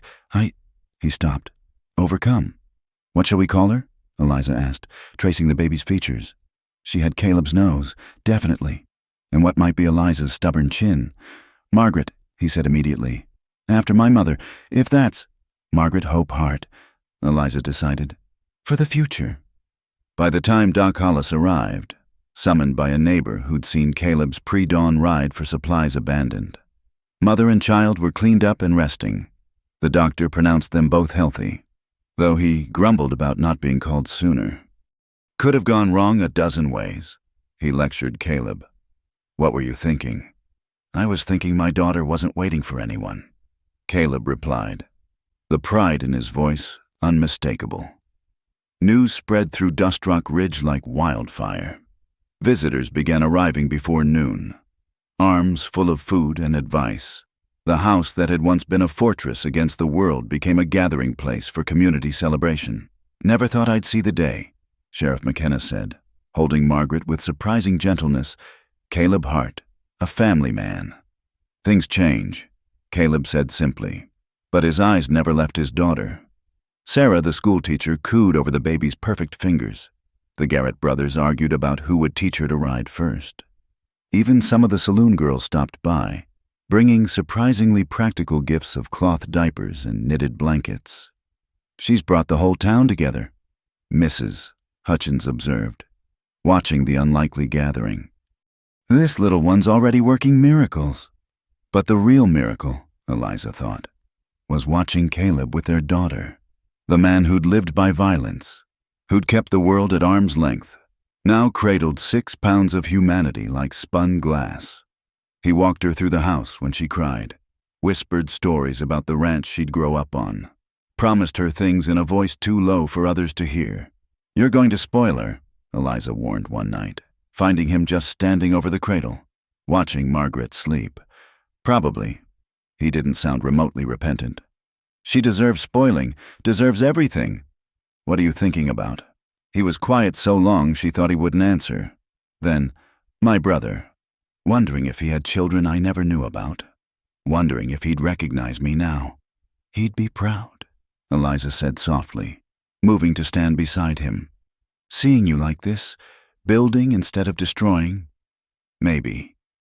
He wrapped an arm around her, pulled her close. "I used to think the war took everything worth having. Now I wonder if it was preparing me for this, teaching me to protect what matters." "And what matters?"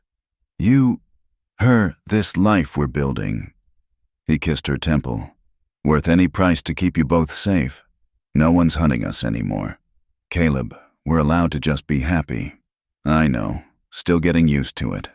As winter deepened, they settled into new rhythms. Margaret grew with startling speed, her gray eyes, Caleb's eyes, taking in the world with serious consideration. She rarely cried, as if understanding already that noise could mean danger, but her smiles when they came were radiant. Eliza recovered slowly, her body reminding her that creation took its own toll, but she found joy in small things, nursing her daughter while Caleb read aloud, teaching him to change diapers with military precision, watching him carry Margaret around the ranch, explaining everything as if she could understand. "That's the spring," he'd say seriously. Water comes from deep underground. Have to protect it, especially in drought years. And see that eagle? He's been hunting these hills longer than I've been here. We share the land, each taking what we need. She's 3 months old. Eliza laughed. She doesn't understand. She will. And until then, she's learning my voice. It was during one of these tours that trouble found them again. Not the violent kind they'd grown accustomed to, but bureaucratic. A man in a city suit riding up the trail, briefcase in hand, looking thoroughly out of place. Mr. Hart? Mrs. Hart? He dismounted awkwardly, clearly more comfortable with carriages than horses. My name is Theodore Blackwood. I represent the estate of Judge Jonathan Whitmore. Caleb handed Margaret to Eliza, his hand moving instinctively to where his gun usually rested. He wasn't wearing it, hadn't been since Margaret's birth. But the gesture remained. Whitmore's dead, he said flatly. Hanged for treason 6 months ago. Yes, well. Blackwood adjusted his spectacles nervously. That's rather the point. You see, during the investigation of Judge Whitmore's affairs, certain irregularities came to light. Properties purchased with illegal funds, investments made with money from his criminal enterprises. What's that to do with us? This ranch, Mr. Hart. The deed investigation shows that Judge Whitmore held a lien on this property. Technically, legally, this land belongs to his estate. The words hung in the air like a curse. Eliza felt Caleb go rigid beside her, saw his hands clench into fists. I've owned this land for 6 years, he said, voice dangerous in its quietness. Bought it fair, worked it honest. I'm sure you did. Blackwood had the grace to look uncomfortable. But the previous owner apparently owed Whitmore money, gambling debts.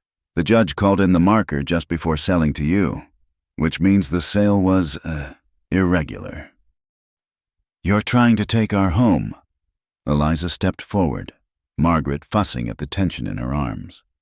Where we're raising our daughter. Not trying, madam. The law is clear.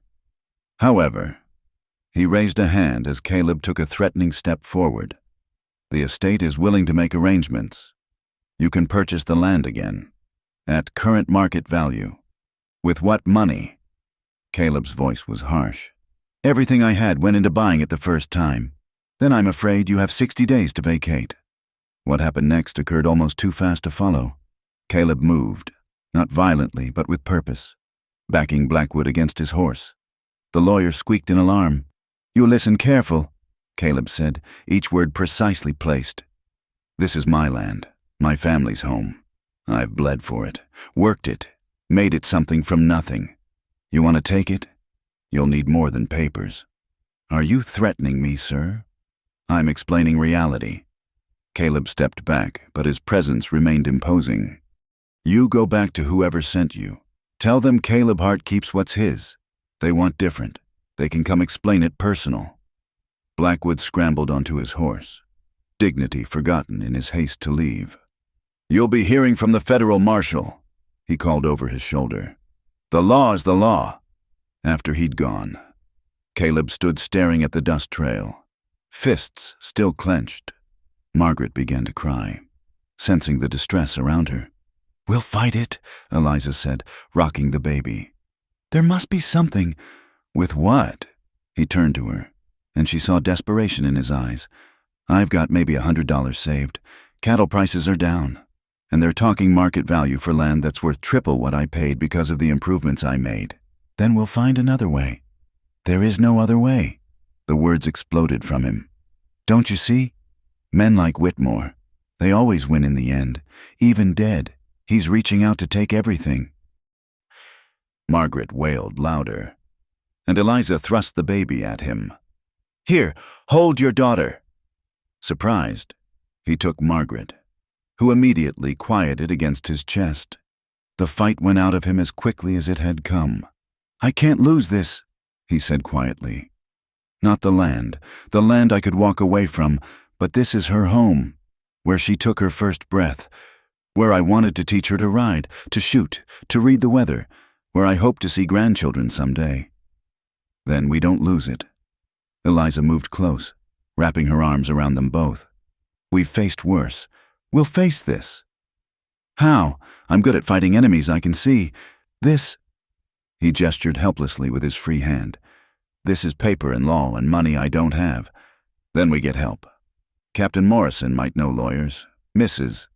Hutchins has connections. The whole town saw what Whitmore was. They won't let his ghosts steal from their own. He wanted to argue. She could see it. The man who'd stood alone so long still struggled to accept community. But Margaret gurgled, reaching for his face with uncoordinated hands, and something in him eased. All right, he said finally. We try. But if it comes to it, if there's no legal way, then we'll face that too. Together. She kissed him, tasting desperation and determination. That's what family does. That evening, as Margaret slept and they sat before the fire, Caleb pulled out paper and began writing letters. To Morrison, to army contacts, to anyone who might help. Eliza watched him work, seeing not the gunslinger or the soldier, but the father, fighting with the only weapons left to him. We could run, she suggested quietly. Start over somewhere else. He looked up sharply. Is that what you want? No. The answer came immediately.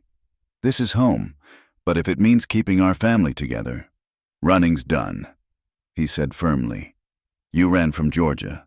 I ran from the war. We're through running. Whatever happens, we make our stand here. She thought of the scared woman who'd stepped off the stagecoach more than a year ago, alone and desperate. That woman would have run, but that woman hadn't known what it meant to have something worth fighting for. Then we stand, she agreed. All of us. Outside, wind whispered through the junipers, and somewhere a coyote called to its pack. The desert didn't care about human laws or paper deeds. It simply endured, as they would endure, finding strength in each other and the life they'd built against all odds. The battle for their home had begun, and this time, they wouldn't face it alone.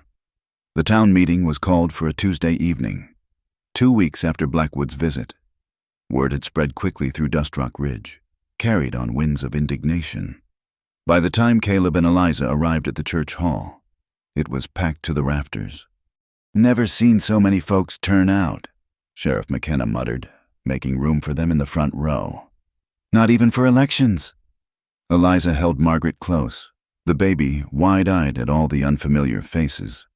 Caleb sat rigid beside them, uncomfortable with being the center of attention but willing to endure it for his family. Mayor Thompson, a portly man who usually concerned himself more with his dry goods store than civic duties, called for order. Folks, we all know why we're here. The Hart family is facing eviction from their land due to Judge Whitmore's criminal dealings. Question is, what are we going to do about it? It ain't right, someone called from the back. Hart bought that land fair and square. Murmurs of agreement rippled through the crowd. Mrs. Hutchins stood, her voice carrying with authority. Caleb Hart saved this town from a corrupt judge. His wife nearly died standing up to those criminals. Now they're trying to steal from them, even from beyond the grave? The law is the law? A more cautious voice interjected. If the deed ain't clean, hang the law. This from one of the Garrett brothers. Sometimes what's legal and what's right ain't the same thing. Mayor Thompson raised his hands for quiet.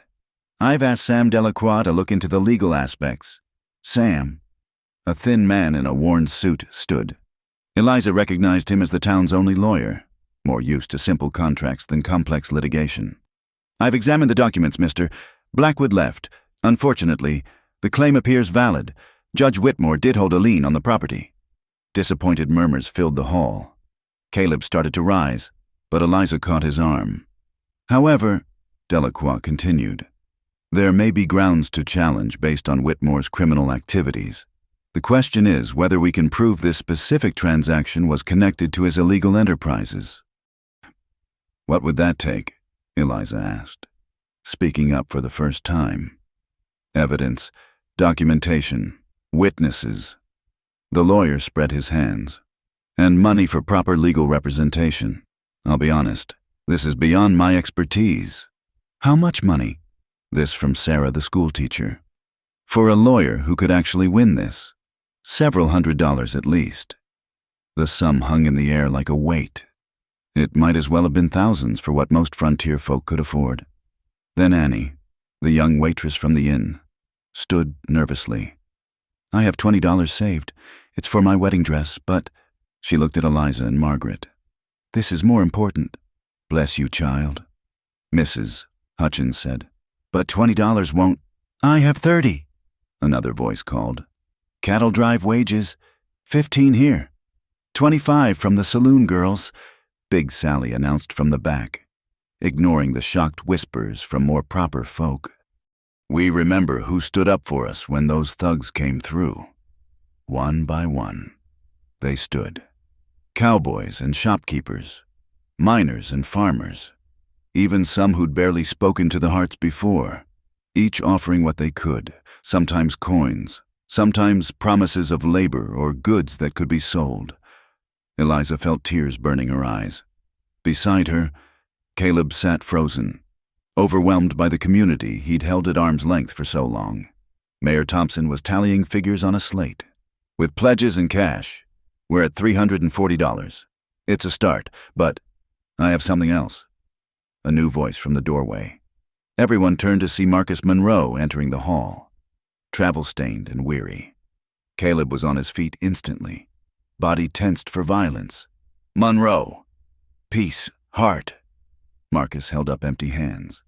"I come with an offer, not a fight. You're not welcome here." Someone growled. "Maybe not." Marcus moved forward slowly, aware of the hostile crowd. "But I owe a debt. My brother was involved in Whitmore's schemes. I've spent months tracking down the details, trying to understand." He pulled papers from his coat. "These are Thomas's private records.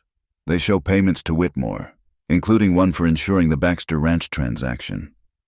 The hall erupted. The Baxter Ranch, that had been the previous name of Caleb's property. Delacroix seized the papers eagerly. "This could be exactly what we need. Proof that the lien was part of Whitmore's criminal enterprise." "Why?" Caleb's voice cut through the celebration. "Why help us?" Marcus met his gaze steadily. "Because you were right. About Thomas, about everything. I was blinded by family loyalty. But the truth is, my brother got what he deserved. His widow didn't." He looked at Eliza. "I can't undo what I did, hunting you, but maybe I can help make something right." "And you want nothing in return?" Eliza asked, skeptical despite the hope building in her chest. "I want to sleep at night without seeing my brother's victims." Marcus's voice was flat, honest. "That's payment enough." Mayor Thompson cleared his throat. "Well then, seems we have evidence and funds for a real legal fight, all in favor of the town backing the Hart family." The eyes were deafening. Margaret, startled by the noise, began to cry. Caleb took her automatically, his movements gentle despite the storm of emotion on his face. "We can't." He stopped, swallowed hard. "This is too much. We can't take your money." "Not taking." "Mrs." Hutchins said firmly. "Borrowing. You'll pay it back when you can. That's what neighbors do." As the meeting broke up into planning committees and strategy discussions, Marcus approached the family. He stood awkwardly, clearly unsure of his welcome. "Thank you," Eliza said simply. "It couldn't have been easy, going against your family's interests." "Family?" Marcus smiled bitterly. Thomas was blood, but he wasn't the kind of family worth protecting. You two, that baby, that's real family. That's worth protecting. He turned to leave, then paused. "For what it's worth, I hope you get to see her grow up on that ranch. Hope she never has to run from anything." After he left, Caleb sank onto a bench, Margaret still in his arms. Did that just happen? It did. Eliza sat beside him, leaning into his warmth. "The town chose us. Chose what's right. Never had that before. People standing with me instead of against me. You never let them before." She touched his face, felt the wetness on his cheeks. "This is what it means to belong somewhere, to be part of something bigger than survival." The legal battle took 2 months. A lawyer from San Antonio, hired with the town's pooled funds, argued brilliantly that any transaction connected to Whitmore's criminal enterprise was null and void. Thomas Monroe's records proved invaluable, showing a clear pattern of corruption. During those months, the community's support never wavered. When Caleb needed to travel for court appearances, neighbors watched the ranch. When Eliza was overwhelmed with Margaret and worry, women appeared with food and helping hands.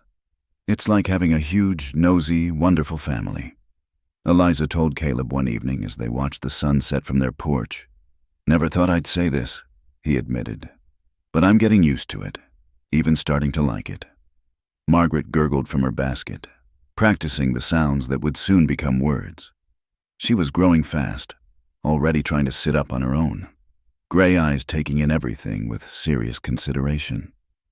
"What are you thinking she'll be like?" Eliza asked. "When she's grown?" Strong like her mother, hopefully smarter than her father. He reached over to adjust Margaret's blanket. "Kind, I hope. Brave enough to stand for what's right, but wise enough to know when to ask for help. You've learned that wisdom yourself. Took me longer than it should have." He was quiet for a moment. "I want her to have choices we didn't have. Education, opportunity, freedom to be whatever she wants. She will. We'll make sure of it." A rider appeared on the trail, moving fast. They both tensed until they recognized Sam Delacroix's distinctive slouch in the saddle. The lawyer had been in San Antonio for the final hearing. He dismounted, face unreadable.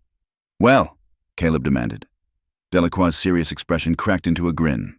"The judge ruled in your favor. The lien is void. The deed is clean. The ranch is yours. Free and clear." Eliza sagged against Caleb, relief making her weak. He wrapped an arm around her, holding her and Margaret close. "There's more," Delacroix continued. "The court ordered Whitmore's estate to pay damages for the harassment and false claim. Not a fortune, but enough to repay the town's loan with some left over." "We won," Eliza breathed. "We actually won. Justice won," Delacroix corrected. "With a little help from a determined community." Word spread quickly. By evening, wagons and horses filled their yard as the town arrived to celebrate. Someone brought a fiddle. Someone else, a guitar. Soon music filled the desert air, couples dancing on the packed earth while children chased fireflies. "Speech!" someone called. "Let's hear from Hart." Caleb looked horrified at the prospect, but Eliza nudged him forward. He stood awkwardly, Margaret in his arms, facing the crowd of neighbors who'd become family. "I'm no good at speeches," he began, then stopped, gathering himself. "But I need to say thank you, not just for the money or the legal help, for showing me what community means, for proving that some things are worth trusting again." He looked down at Margaret, then back up. "This little one will grow up knowing she belongs somewhere, knowing that when trouble comes, good people stand together. That's worth more than any deed or court ruling. That's everything." The cheer that went up could probably be heard in Mexico. Caleb retreated quickly, but he was smiling, a real, unguarded smile that transformed his weathered features. Later, as the party wound down and guests drifted away under a star-filled sky, the little family sat together on their porch. Margaret slept in Eliza's arms, tired from all the excitement. Caleb had his arm around them both, holding them close. "What now?" Eliza asked softly. "Now we live," he said simply. "We raise our daughter, work the land, build something that lasts."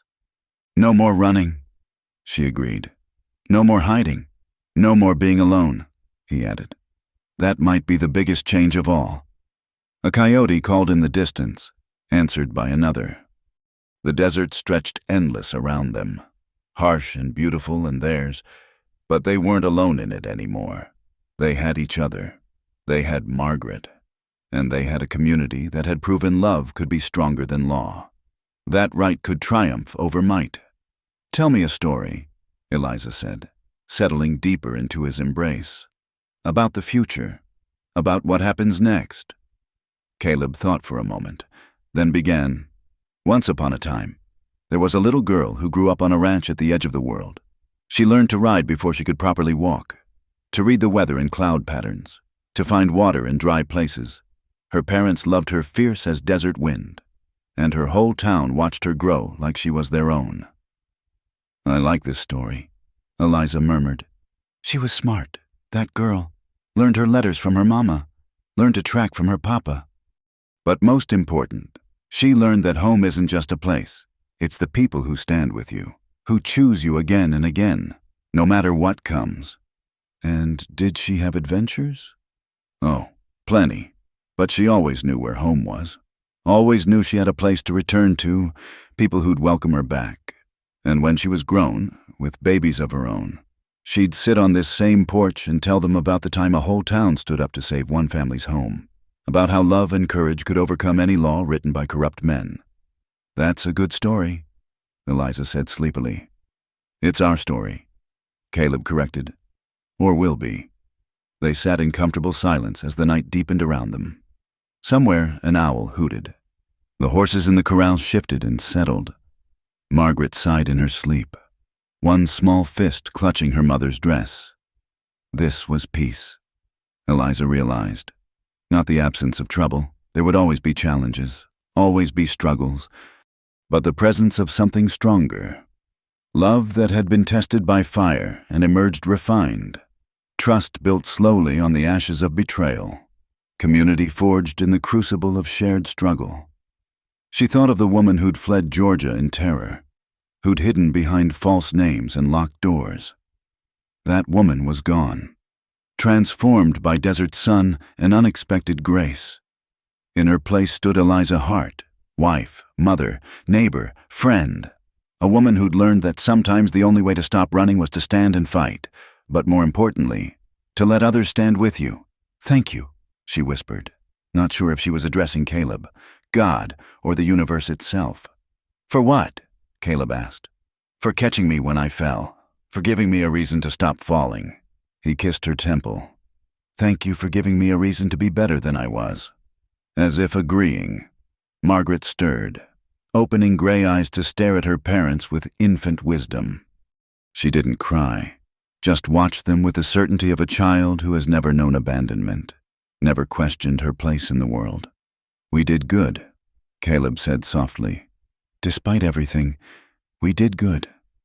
"We did," Eliza agreed. "And we're just getting started." Above them, stars wheeled in their eternal dance, indifferent to human struggles but beautiful nonetheless. Below them, the desert waited, patient and enduring.